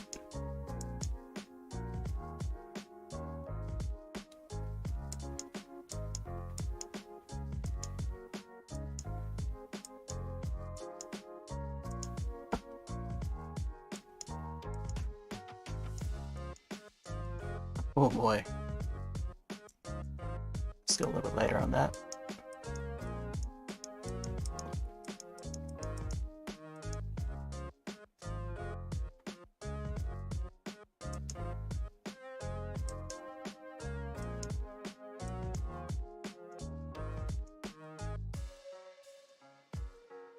Ooh.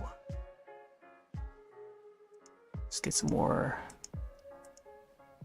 lines underneath the eyes.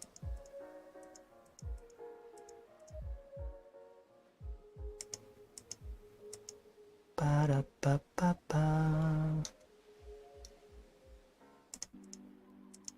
I think I could have like hair coming down this way or something.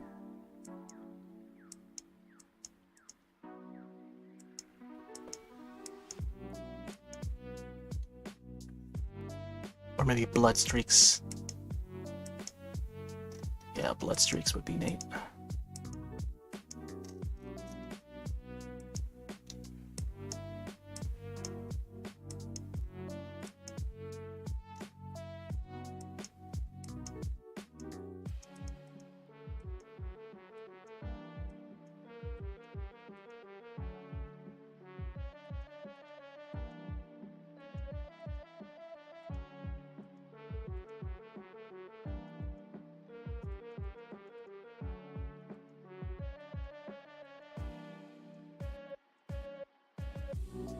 Wow, it's really important to know like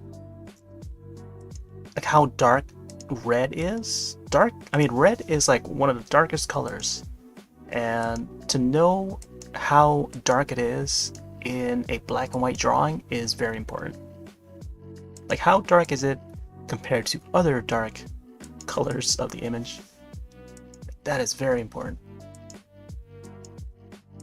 It takes a lot of like understanding of like black and white photographs to know what colors are what.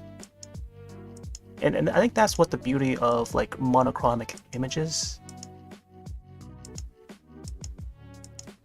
especially in the realm of like photography. It's good to study up on it, I feel.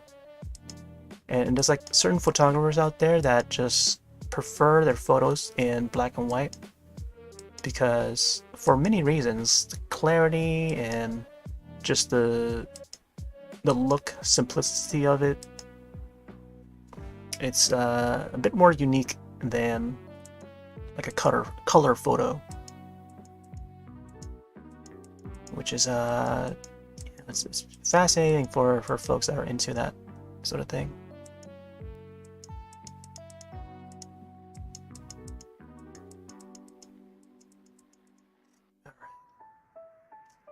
So we got the eye. I don't know if I want to add some more shading to it, but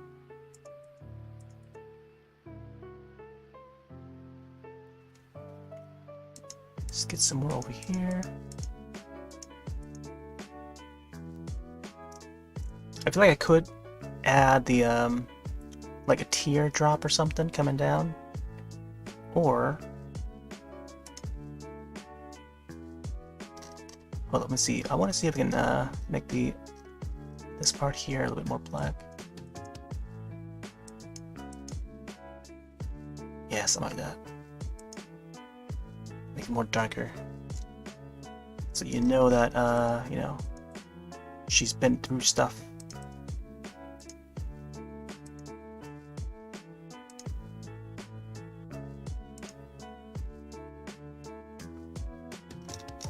I feel like I need to add more hairs over here.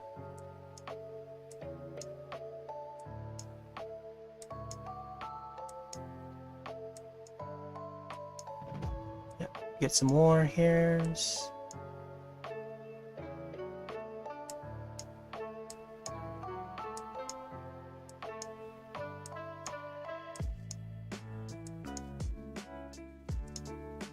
save that. I think what I could do is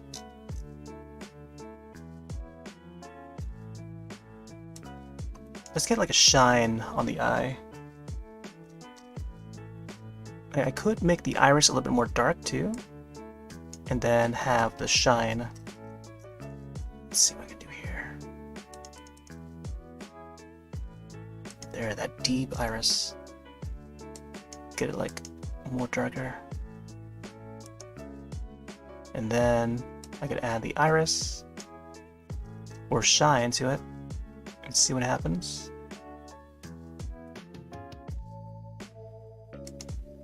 Ooh. Let's go a little bit lighter. Yep.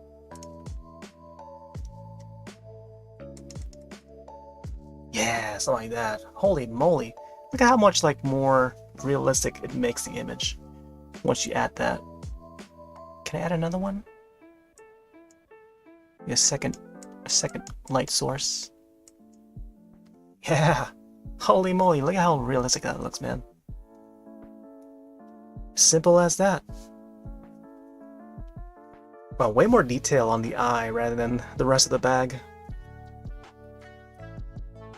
Let me see how it looks on stream. I feel like I need to turn on the switch and bring up the Twitch app. Take a look. Ba, ba, ba, ba. Holy moly. I can see the monochromic. Oh, I totally forgot I had the slideshow on the left side. Ba-da-ba.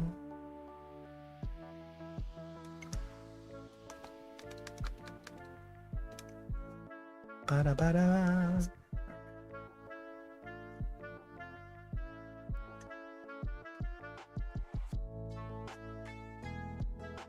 Ba, ba, ba, ba. So this will probably be like one of two drawings. Well, first of I don't know how many drawings that I plan on drawing for the Tomie. Oh, I forgot to name the drawing. Tomie. I think Tomie 2022? I don't know if I want to do another drawing though. I kind of want to save whatever the next drawing is going to be for maybe next year or something. Or maybe even October, I don't know. Although I'm not sure what I want to name it. Tomie, maybe Tomie bag? Or something like that? Or Tomie head? I think Tomie 2022 is fine. Alright, let's get some more coloring on the bag.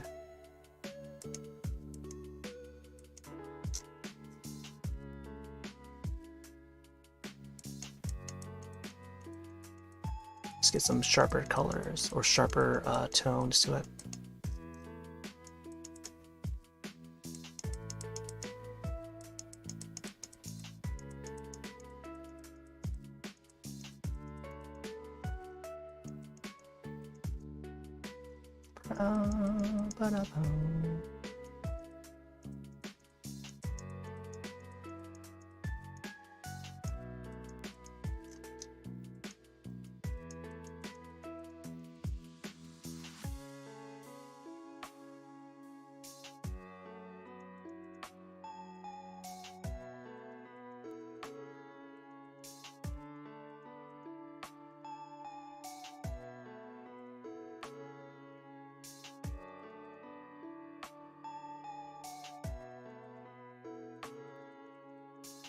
Some of these parts here lit up.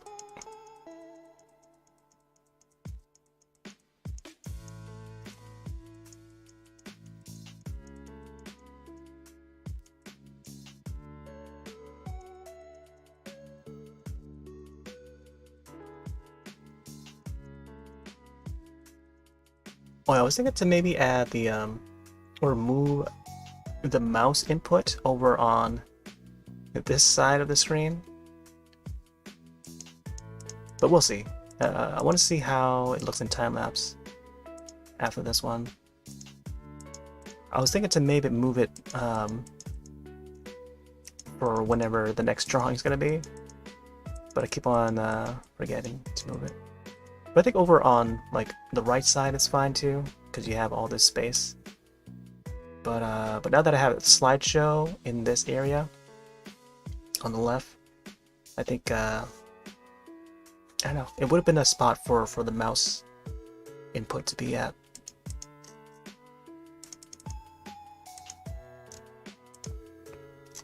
Let's have some of these dots around. So actually it looks like it's the bag.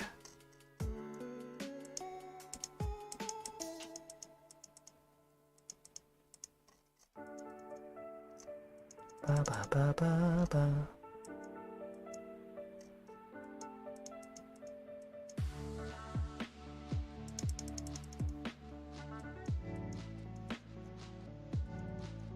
Ba ba da ba. Ba ba da ba da ba.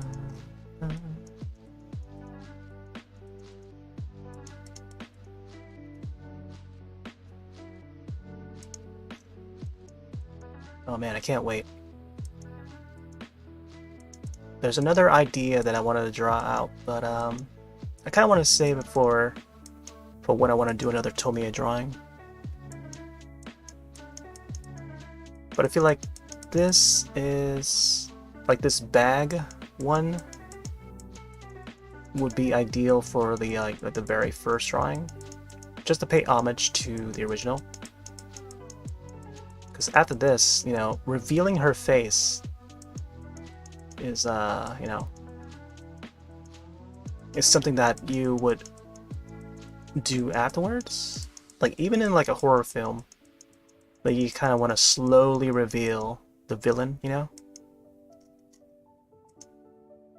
just to give it that effect. Because if you reveal it right away, it doesn't have that much of a lasting effect to it, unless you do it in like a really smart way, you know, where it's like supposedly a surprise.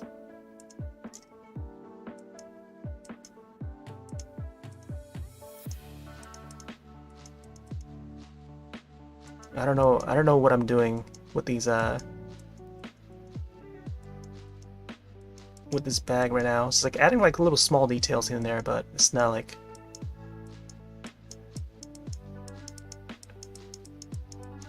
it's just free form adding the details down, but I don't know where, like physically how it would, you know, go and stuff. I'm just adding whatever details where I see fit or what could work without thinking about it.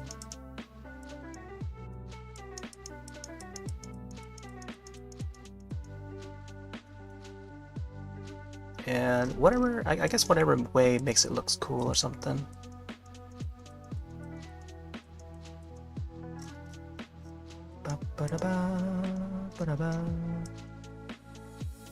Oh man, I still have yet to play or replay the Wind Waker. And this music just reminds me of it.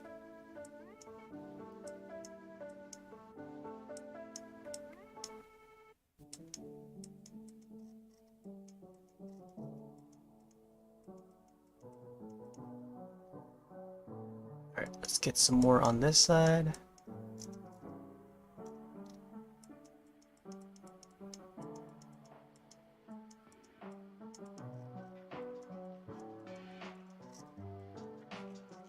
I feel like this part here needs to be a little bit more bright, because I feel like the light source would be on the top left somewhere.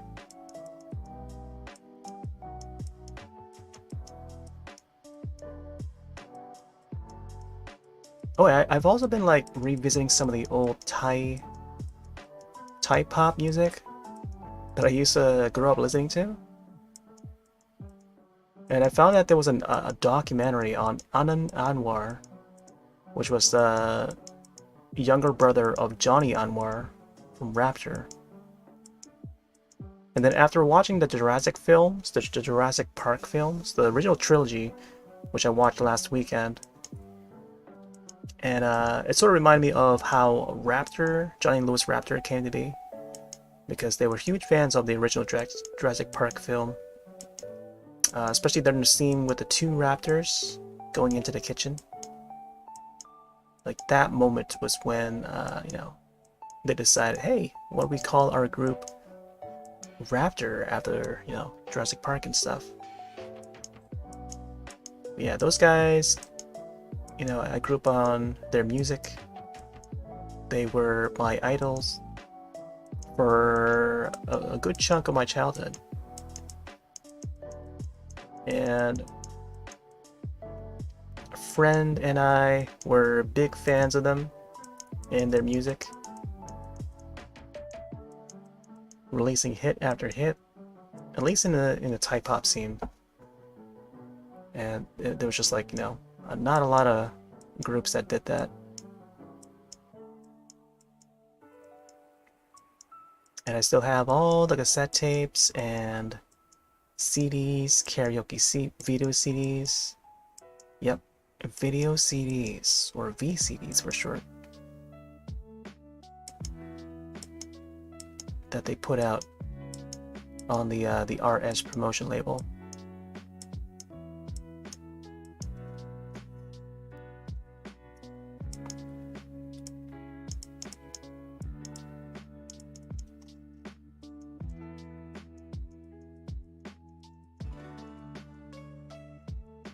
Let's get some more bright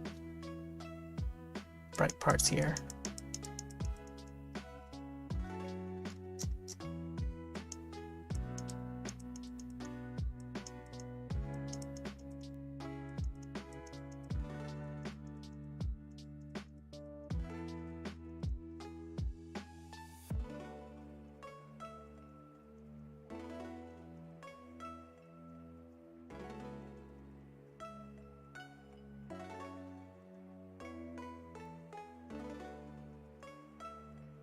I feel like I need to add more geometrical shapes to it.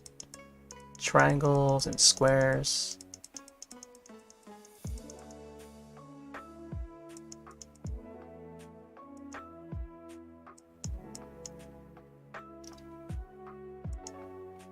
Ba, ba, ba, ba, ba.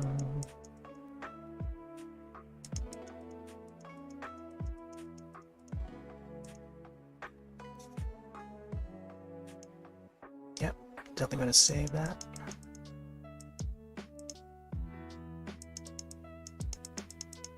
Then I should also get the grays ready so I can add some more darker colors back in.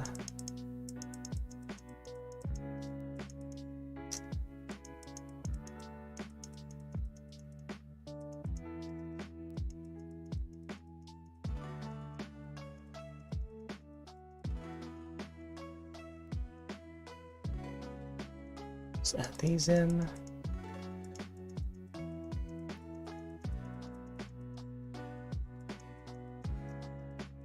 Yeah, let's get those geometrical shapes in.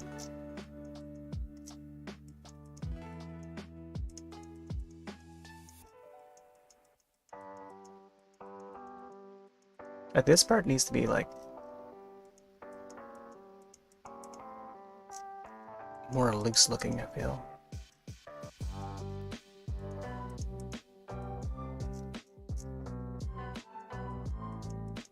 Ba, ba, ba, ba, ba, ba, ba.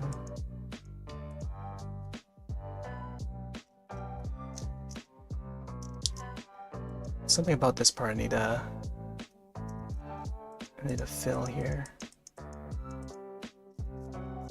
Maybe just adding like random shapes. So I feel like I could maybe make it like transparent, and then also maybe showing some of the hairs inside the bag.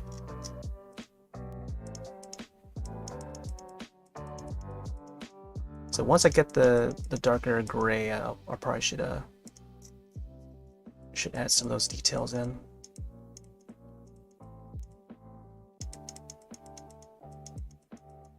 Let's add some more of these spikes here.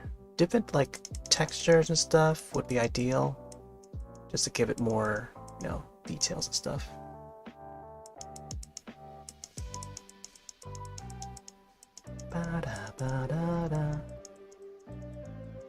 See, if only. Let me see if I can actually do it this one here.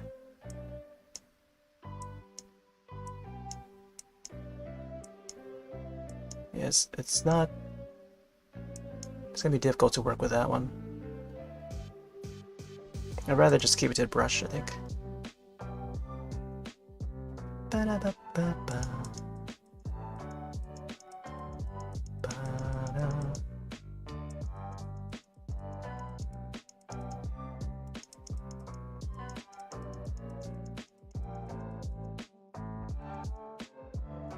Yeah, I think keeping this like black and white is ideal for this sort of subject. It definitely gives off that like spooky feel, which is what we're aiming for.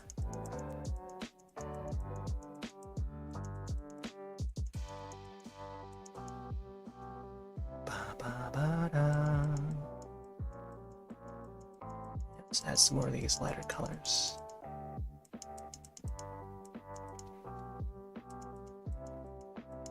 Also pretty neat that Junji Ito has like an official Twitter account.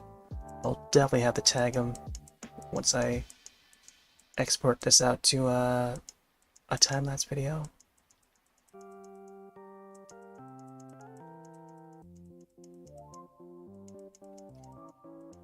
Apparently, Tomie also has its own theme song.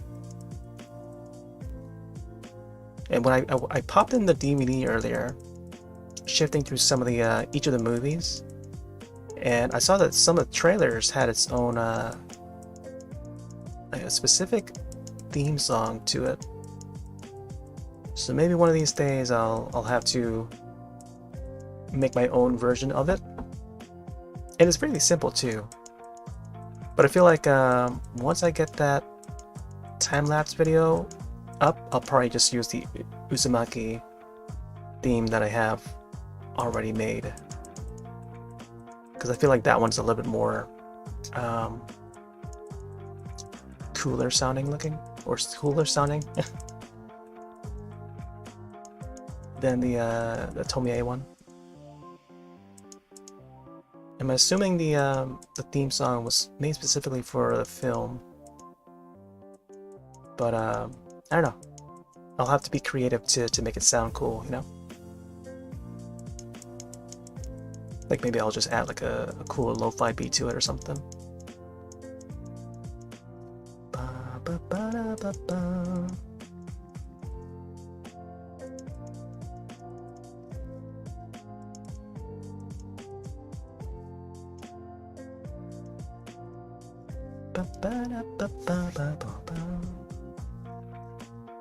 Let's get some more shapes over here.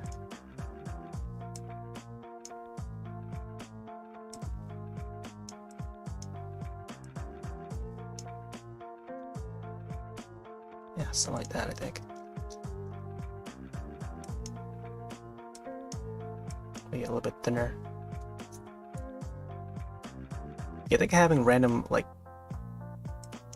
triangular shapes helps it a lot.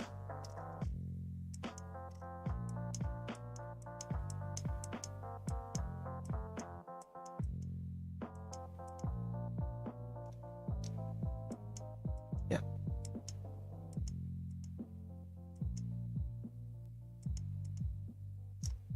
There you go.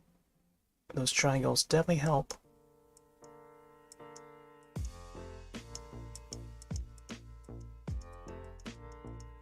They also have like a variety of different colors or different hues. Also helps. Let's get some brighter colors up here. Hey there, butt cramps. Have you seen a Korean movie called The Call? Yes, I've seen The Call, the Netflix one. That was actually a remake of I haven't seen the original, The original is like a European film, if I recall. No pun intended. But yeah, the Korean film on Netflix is really good. I ranted about it and talked about it when I was playing Animal Crossing back in 2020, into 2021, or whenever it came out. Yeah, it was a really good like thriller.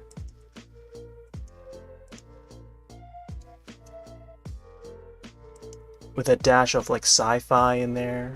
Really cool concept. I like that sort of thing. And Memories of a Murderer, yeah. Wait.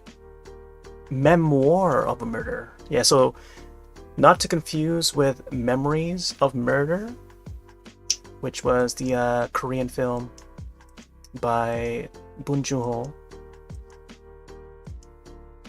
which is a masterpiece in my eyes. One of my favorites from Bong Joon-ho.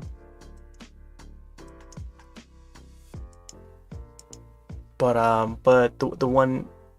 the Memoir of a Murder is the Japanese one, which was also really good. I remember seeing that one. But yeah, two different films. Both are great.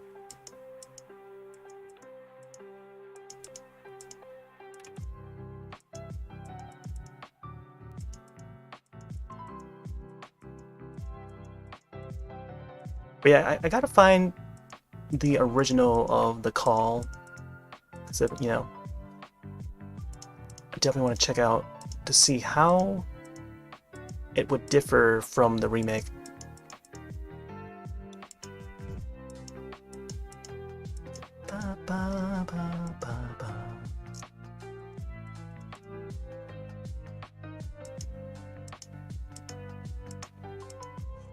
But yeah, have you watched those, Buck Gramps? Have you seen those films?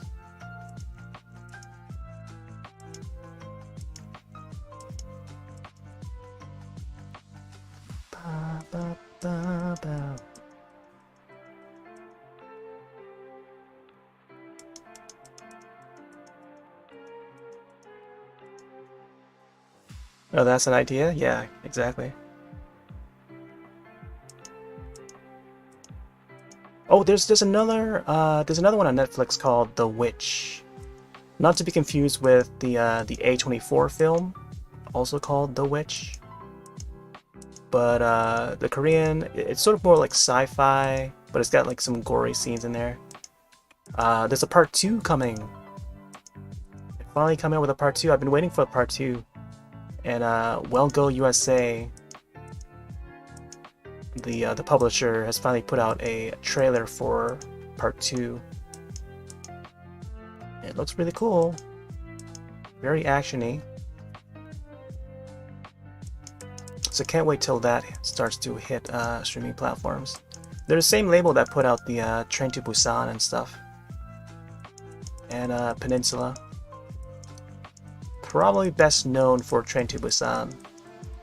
And that label is starting to become more recognizable because of Train to Busan. But the hype sort of fell down when they put out Peninsula because, you know, that film was like more of a rushed job, that because the media would want it like a sequel to Train to Busan, but I think the writers sort of rushed and put that out like too soon under a different title. But you know, it's what happens when you rush a film. It doesn't turn out that great, you know. But now he's actually writing a true sequel to Train to Busan, and hopefully it ties in well in that universe. Oh, let's see.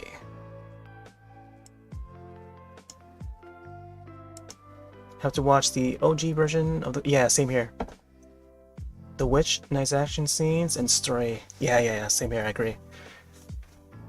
Yeah, that came out a while back, but like, we've been waiting for like a part 2, but they never did.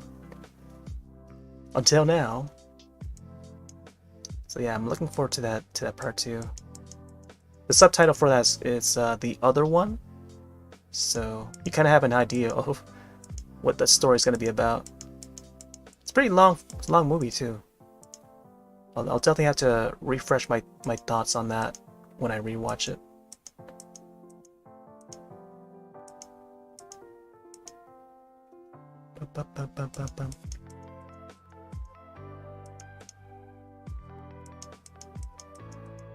And what else is on Netflix? That was so Netflix also showed a little teaser for All of Us Are Dead, the zombie, Korean zombie one.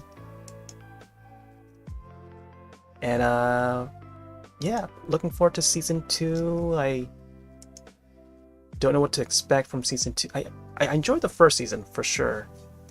And yeah, I think, I don't know, I at the same time I don't want them to reveal too much.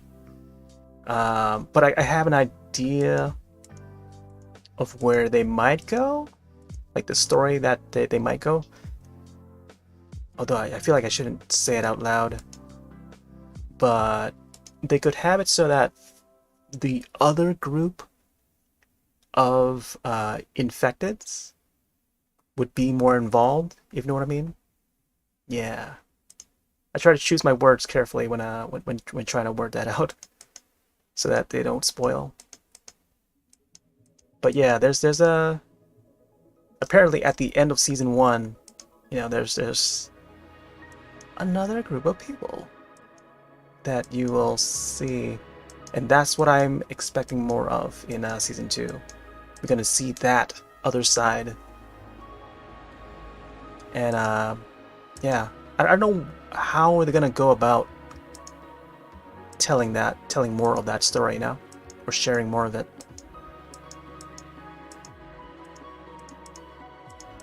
And then also having the same impact that the first season had, you know. So, yeah, curious to see where it goes.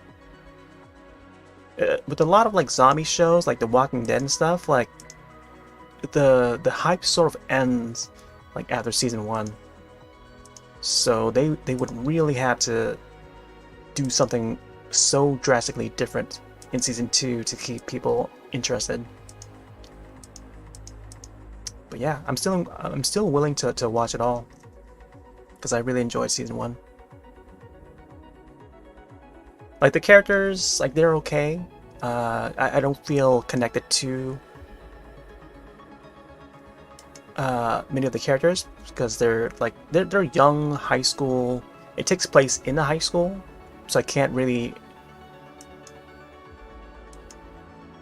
connect too much with them. But I can sense like what they might be going through, you know, like in that setting. And it's unique to see like a zombie show handle that, you know, like take that setting and, you know, tell it with these characters and stuff. It's pretty neat.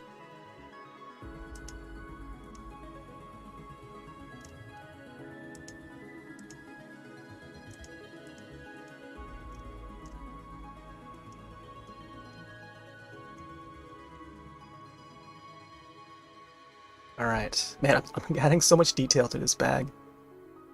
Unnecessary detail, but I guess it all works out.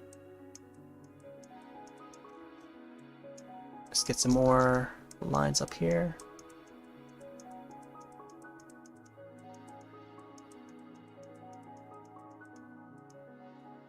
This might be a much shorter one though. But I'll try to complete it within the next like half hour or so.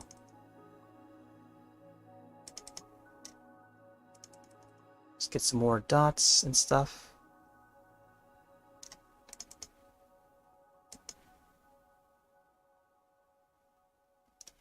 Also some more geometric shapes would happen a lot here.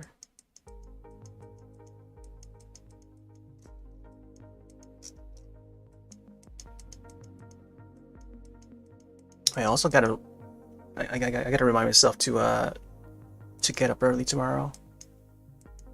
There's gonna be a lot of stuff announced tomorrow.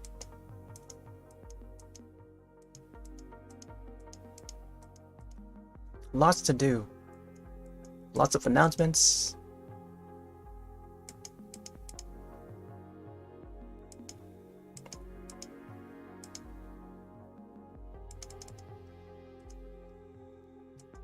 Ba, ba, ba, ba, ba, ba, ba.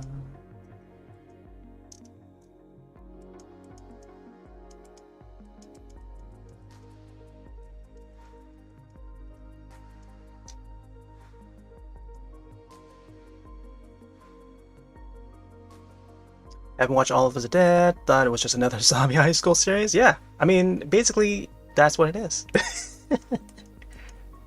But I mean, if you want more of that, you know, whatchamacallit, like Train to Busan sort of thing, All of Us Are Dead pretty much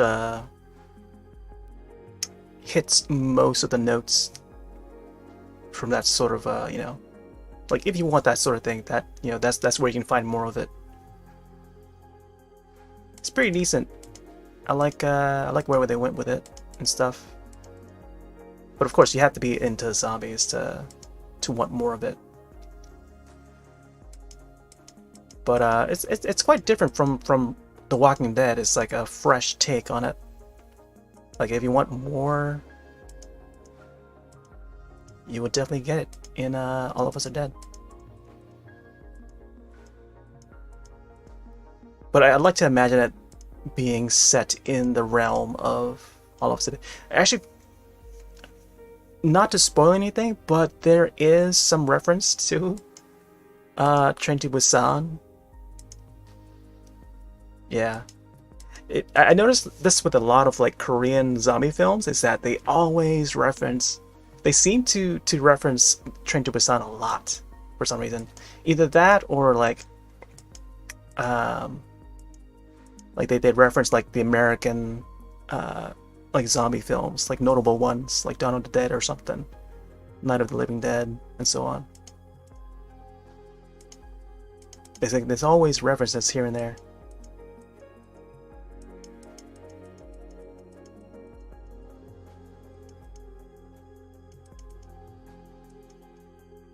Which is a good thing, because they kind of want to, you know where the origin is, you know? They know their roots. Like, that's what's important. That's what's cool about the horror genre, is like everyone are friends and they know their thing, you know?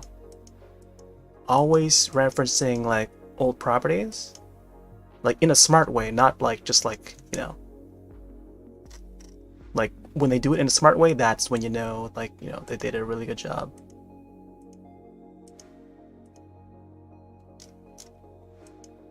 I love stuff like that, when they pay tribute to like old franchises, the ones that started it all and stuff.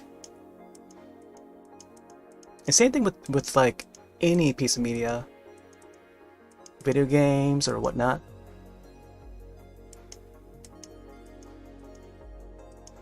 The Kingdom series still up? Yeah, the Kingdom is still going. I was hoping that Netflix would announce like a new season. I think they're still making season 3. And the last I saw and heard of the Kingdom series is that the movie that tells the story of one of the characters from season 2. And it was really good too. It was really good. Well done film.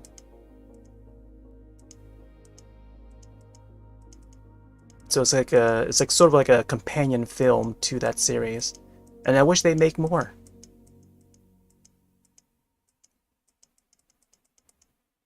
There was another one that's like similar to that Kingdom film, called Monstrum.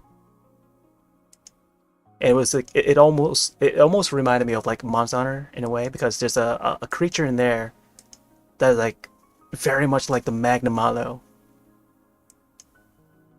like the Korean Magnum Malo, and it's pretty cool. Pretty cool how they portray that creature in that film. You can find that one on Shudder. It's a horror streaming service. Really cool, really bloody too. Gory. But yeah, towards the end, it's pretty much like a Monster Hunter movie. It was way more Monster Hunter than the actual live action Monster Hunter movie. Ah, man. The explanation of how the zombies start. Yeah, yeah, yeah. So the like the origin. Um, I'm assuming that you've seen like the series stuff. So it starts out from the plant, and then you feed that plant, like some mysterious plant. I forgot. I think it was like either a flower or something like that. Yeah, I think it was a flower. And then they feed that flower to one of the dead bodies, and then that body came back alive, and that's how it started. So that the movie told a side story with one of the characters, and that side character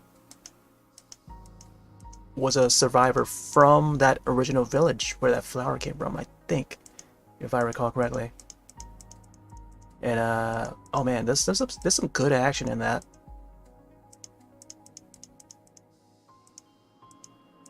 Some really good shots and sceneries. A lot of nighttime shots. But yeah, those two films are so similar because they take place at nighttime and in like ancient time, old time Korea, countryside Korea. Monstrum and that Kingdom film. Also, there was another one called Rampage. Is it called Rampage? No, no, it's called Rampant. Rampant. Wait. Rampant. Rampant.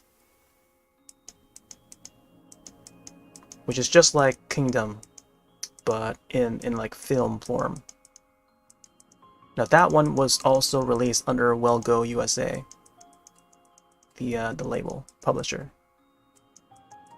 Yeah, Rampant. It's a standalone film, not related to Kingdom or anything, but it has that same like sort of setting. But yeah, that one is also pretty good.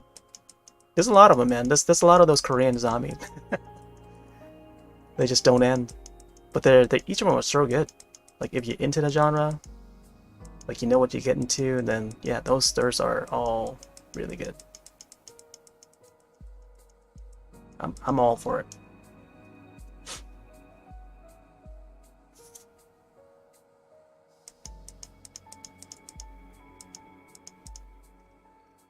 Yeah, I hope that the true Train to Busan sequel turns out great, because I don't want it to be like a mess like how Peninsula turned out to be. Even though the Peninsula one had like some familiar faces that I recognize from like past films, like I'm glad to see them in that, but I don't know. It just didn't really tie in to what you expect from a Train to Busan sequel, or supposedly. Although the first 20 minutes is fine, the first half hour was fine until you got into further in and you realize that, oh no, this is like so different from Train to Busan. Yeah, definitely, man.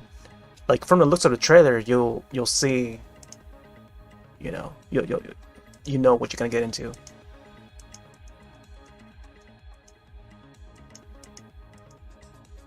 But yeah, you have to have Shutter, or you can probably use whatever service, whatever means to watch your movies. But yeah, I think I don't know if it's up on. It could be on Amazon Prime. I don't know. But Monstrum would be the one that's on Shutter. But I feel like Rampant would be the type of film that you find on Shutter as well.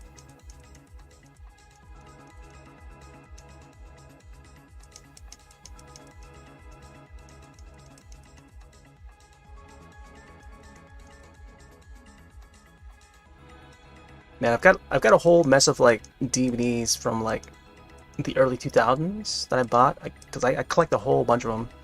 I was so into like the Asian horror scene. I feel like not a lot of people, even today, don't even recognize or haven't seen before, you know? I feel like I should revisit some of those. Like Tomie, for example, doing his fan art here. One of those IPs that people don't really know much of.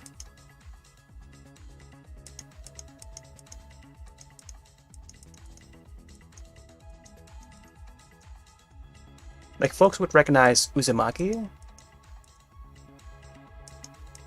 And, like, what's the other one? Guso? It's over with a G. I forgot what's, how do you pronounce it.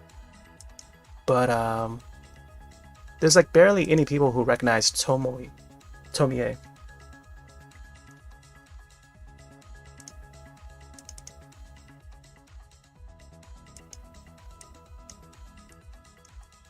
So this would be my my tribute to that.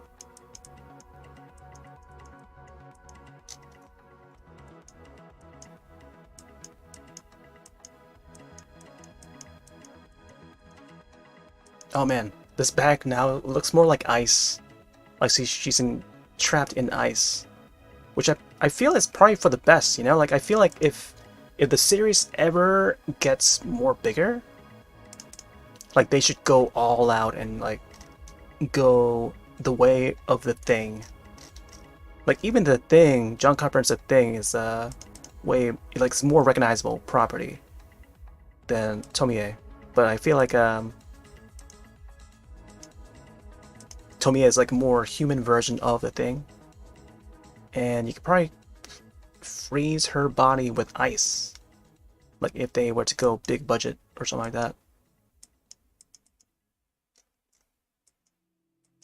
Cause oh, I think I recall from one of the movies that she did get burned up somewhere. Like she was burned up, and that was the end of that film. I forget which one it was. It might have been the third film, either Replay or Rebirth, one of those films, where they finally burn her body to try and get rid of her.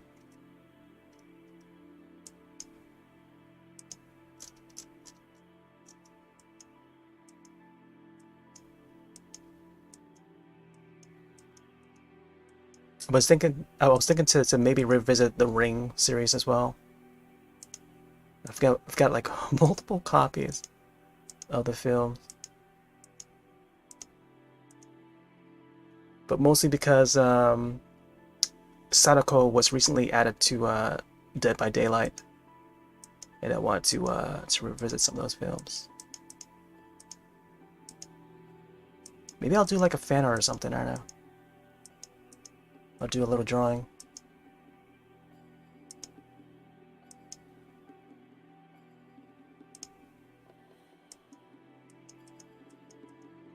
Are Tomie movies related to one another? So each of them are separate, but I haven't seen all of them.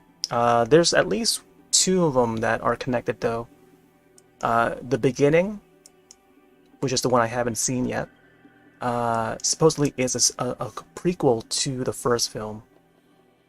So it tells a little bit more of the backstory behind the girl Tomie.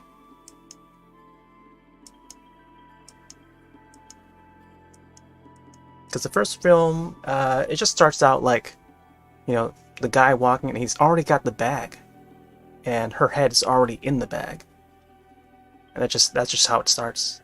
But then they didn't get to tell like how she got the curse, So I believe in the beginning, the film Tomie the Beginning would tell that story. But yeah, that one came out like a little after I bought my my DVDs, because I bought my DVDs in 2006. So I gotta check to see when The Beginning came out. Maybe it came out like around that time, around the same time. Because they were coming out like, they were pumping out movie after movie. And then when I saw that they had a collection, of the films, I had to get the collection. And it was the first time that they ever put it out for the Western audience, for our region. So I had to grab it. And I remember getting it along with The Wizard, 1989 Fred Savage classic, The Wizard, because it finally hit DVD for the first time. But this was like way back, 2006.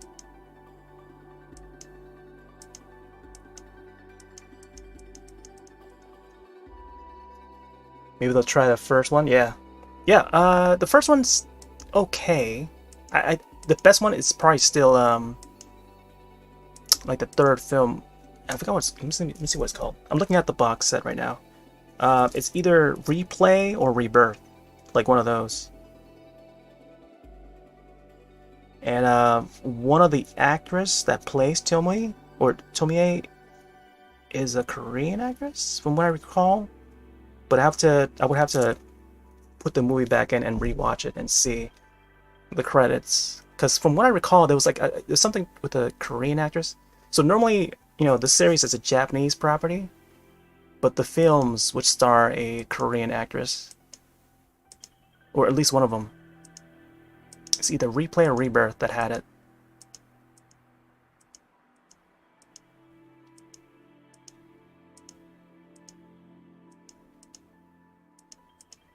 Which is pretty unique at the time when I watched it.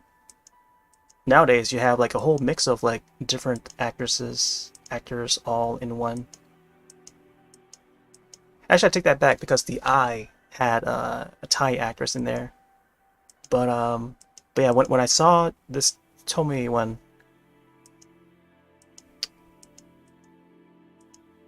which made me think otherwise, like wow, got all these studios working together and stuff internationally. We're seeing more and more of it now, like later on. Japanese collabing with like Thai companies and stuff, and vice versa.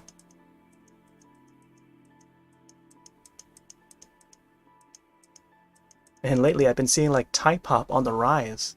Like, man.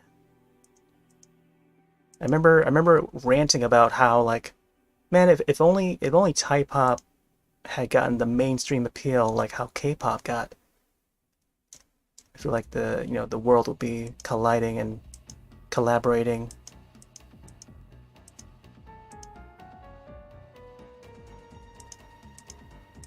More so, Alright. Let's add the finishing touches to this. Yeah, you can start with the first one. The first one's pretty slow, but I think that the best part is probably towards the end. But you get more of the character, Tomie. But once you get into the second and third film, that's when it starts to get a little bit better. It's kind of in the same fashion as like Hellraiser. Like Hellraiser, I feel like the first 3 films are all you need to see. Just to get the basis of the story and stuff. Yeah, it's kind of. I think Hellraiser is a good comparison. You just only need to see the first 3 films, and that's it.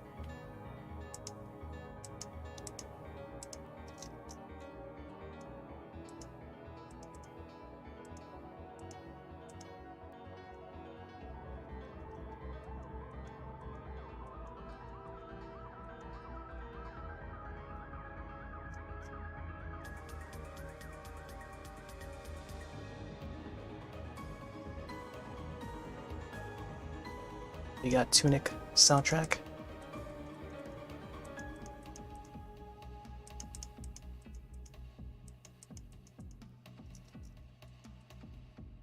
Let's get some more dots in there.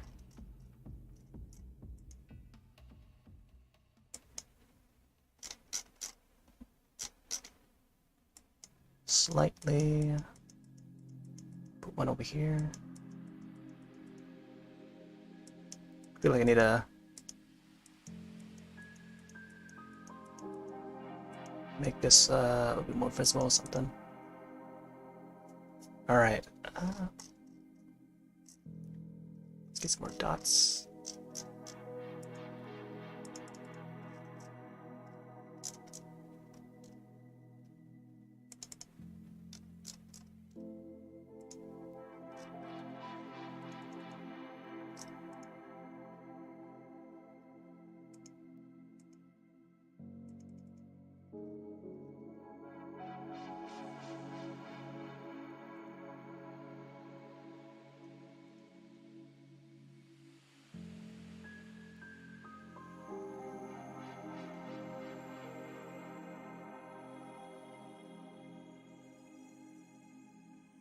Something like that.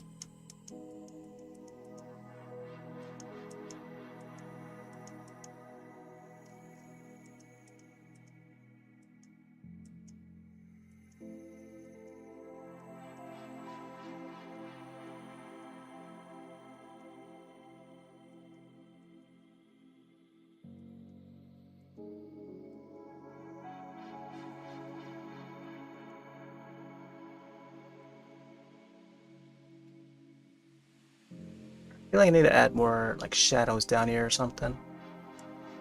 You know, what if I do it in a more stylistic way? And like go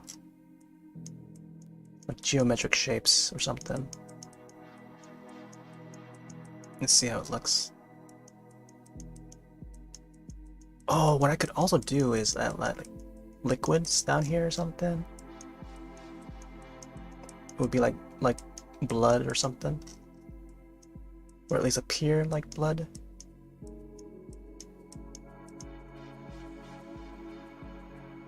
I was thinking to maybe add like bugs in the bag, because in the movie it does also show that there's bugs in the bag.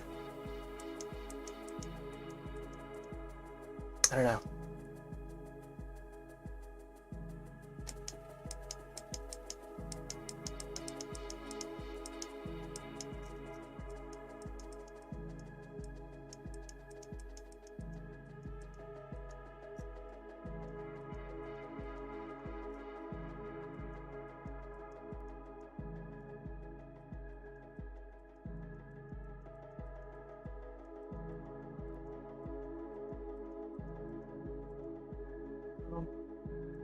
Let's spread this part here.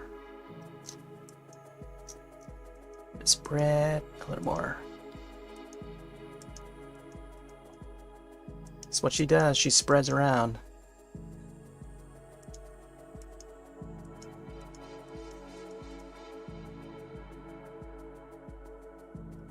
I should add like some more like droplets or something.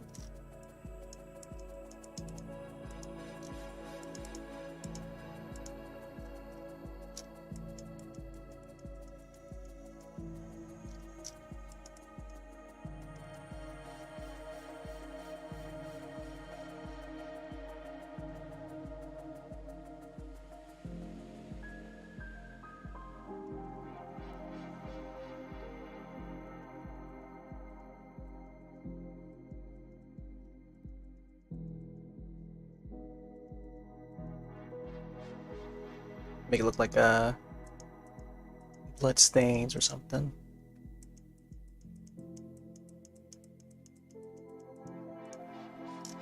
Kind of barely see it on these grays, but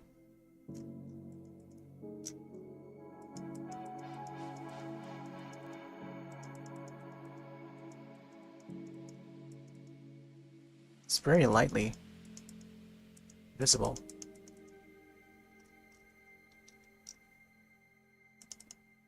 Get some more splatter somewhere here.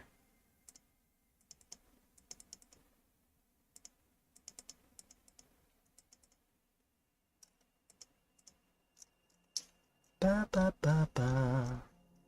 All right. Yeah, that's pretty gnarly. I feel like I could add at least one bug somewhere. Like maybe, you know what? Maybe I can fit one in right here or something.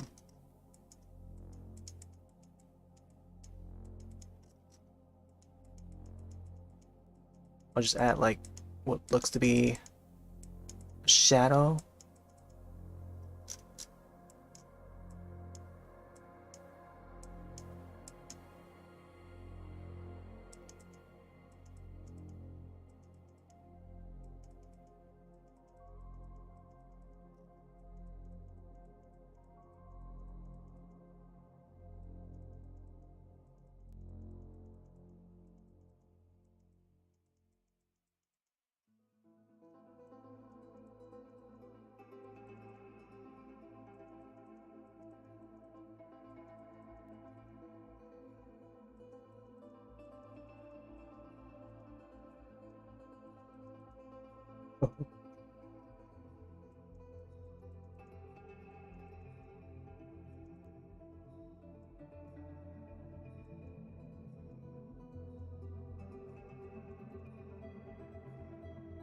This one bug here.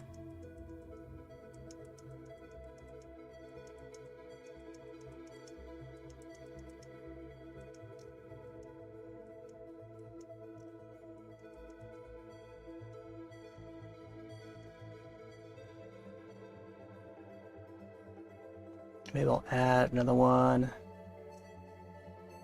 over here. Let's get a little bit darker.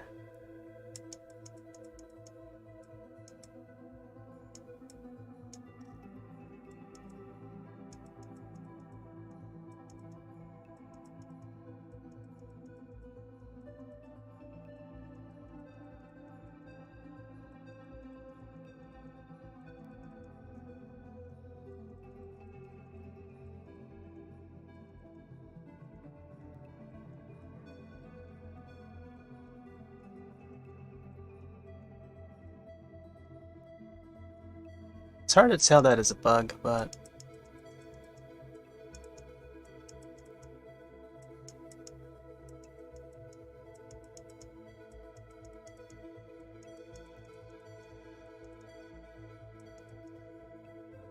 they're in there for sure. Maybe it needs to be a little bit bigger or something.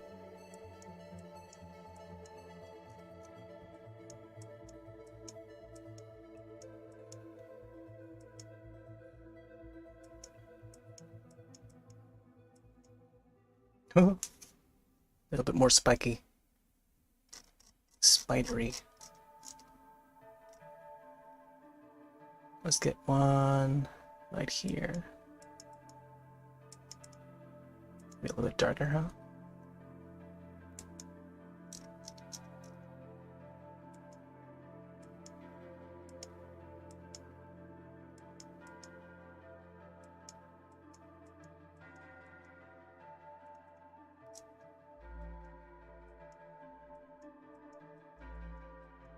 Should be more faded on the half its body, I think.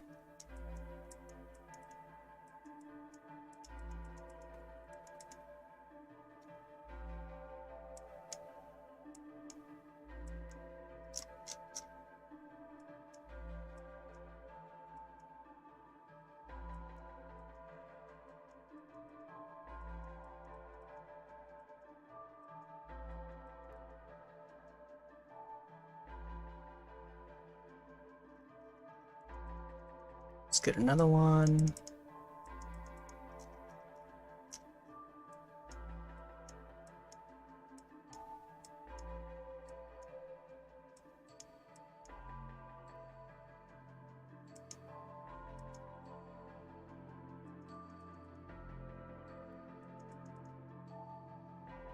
It's like, yeah, it's hard to tell that there's bugs there, but I think this one here, as long as I make it like clear.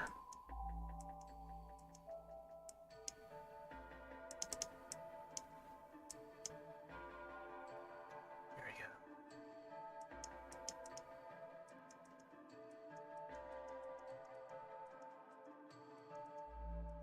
I was thinking to like maybe add like centipedes or something. Let's get another one down here.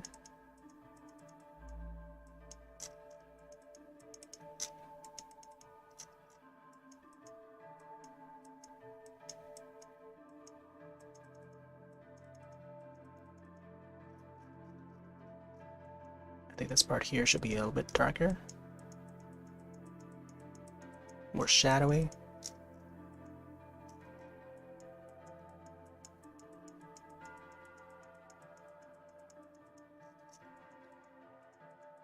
A lot of the bottom part should be shadowy.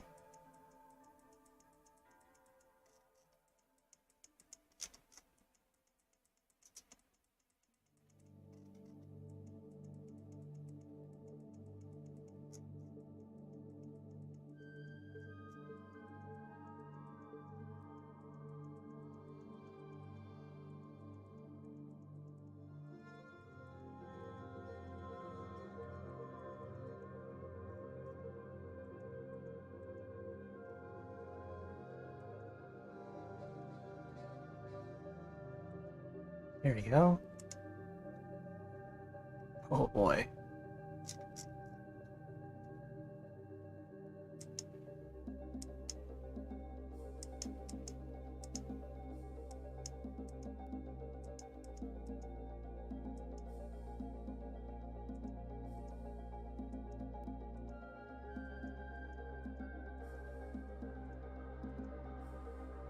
Yep. You can see some of the bugs crawling around.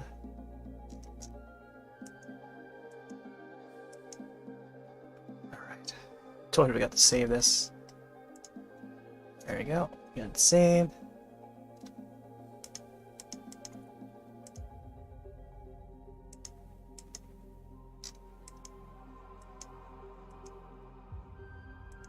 Now I can probably write my name somewhere so I can actually start wrapping this up. Get some more shadows down here, possibly.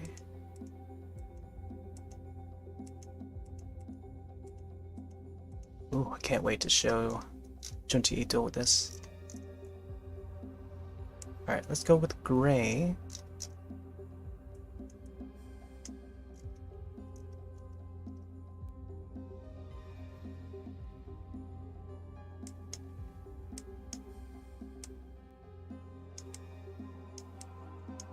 Oh boy. Let's try it again.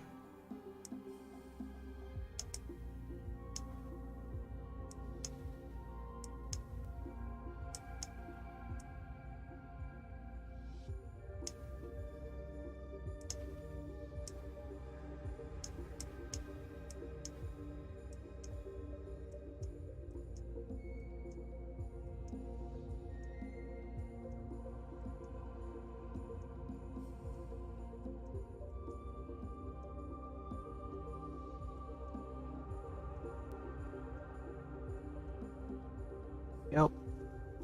It's got a very etchy sort of writing, lettering.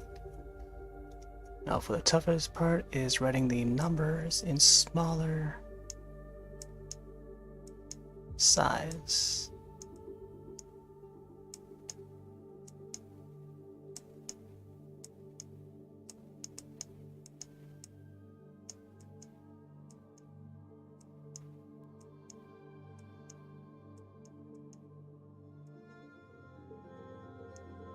Come on.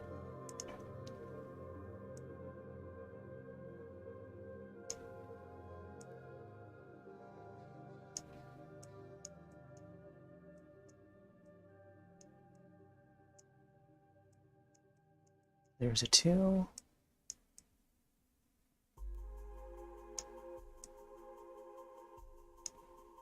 The 2's coming out looking like Z.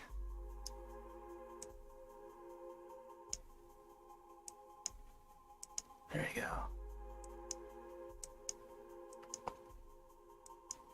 We got it, folks.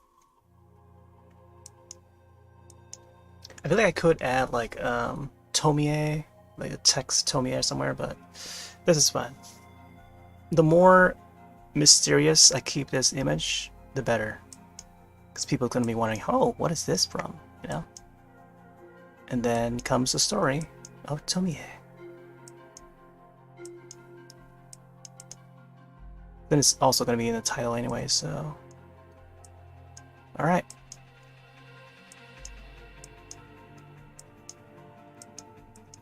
Just making this a little bit more visible. Oh, I should probably also upload this, like, right away. Oh, I noticed that the artist button or art contest is gone. I think it ended already. But I think this Friday is the end of the voting session. And so far, I think my drawing has gotten like over 50 votes, I think. I may have to take a look at it afterwards. Alright, gonna save this and I am going to submit or share to Steam. Actually, I'm gonna set it to this frame for a little bit longer because in terms of how I make the time lapse, I feel like I should leave it at this for a little bit longer. But yeah, I'm gonna step away for a little bit. Be right back.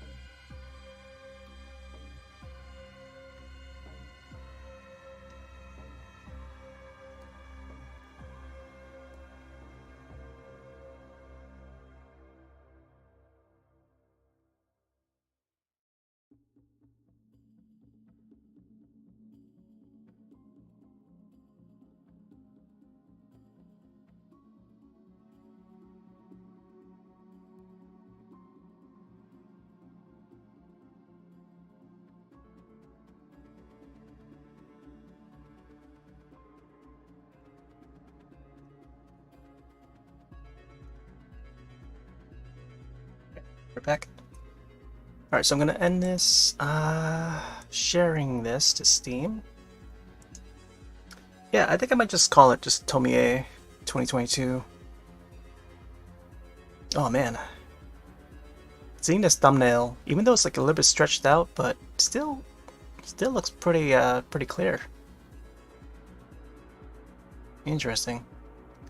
I like how at first it started out really blurry, but now seeing it like zoomed out, it's pretty neat. Like I feel like I could add more to it, but I think this is fine. Alright, gonna upload this publicly. It's gonna show up on the Scribble community tab. I think under screenshots or artwork or something like that.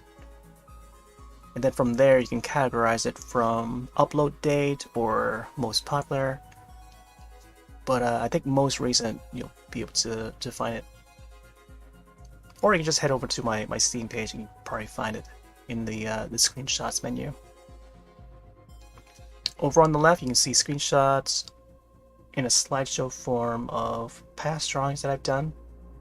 Using Scribble, I may want to add more because I know I've done more, but some of the images are scattered around my hard drive across different hard drives, and I may want to clump them up into one space to easily compile them.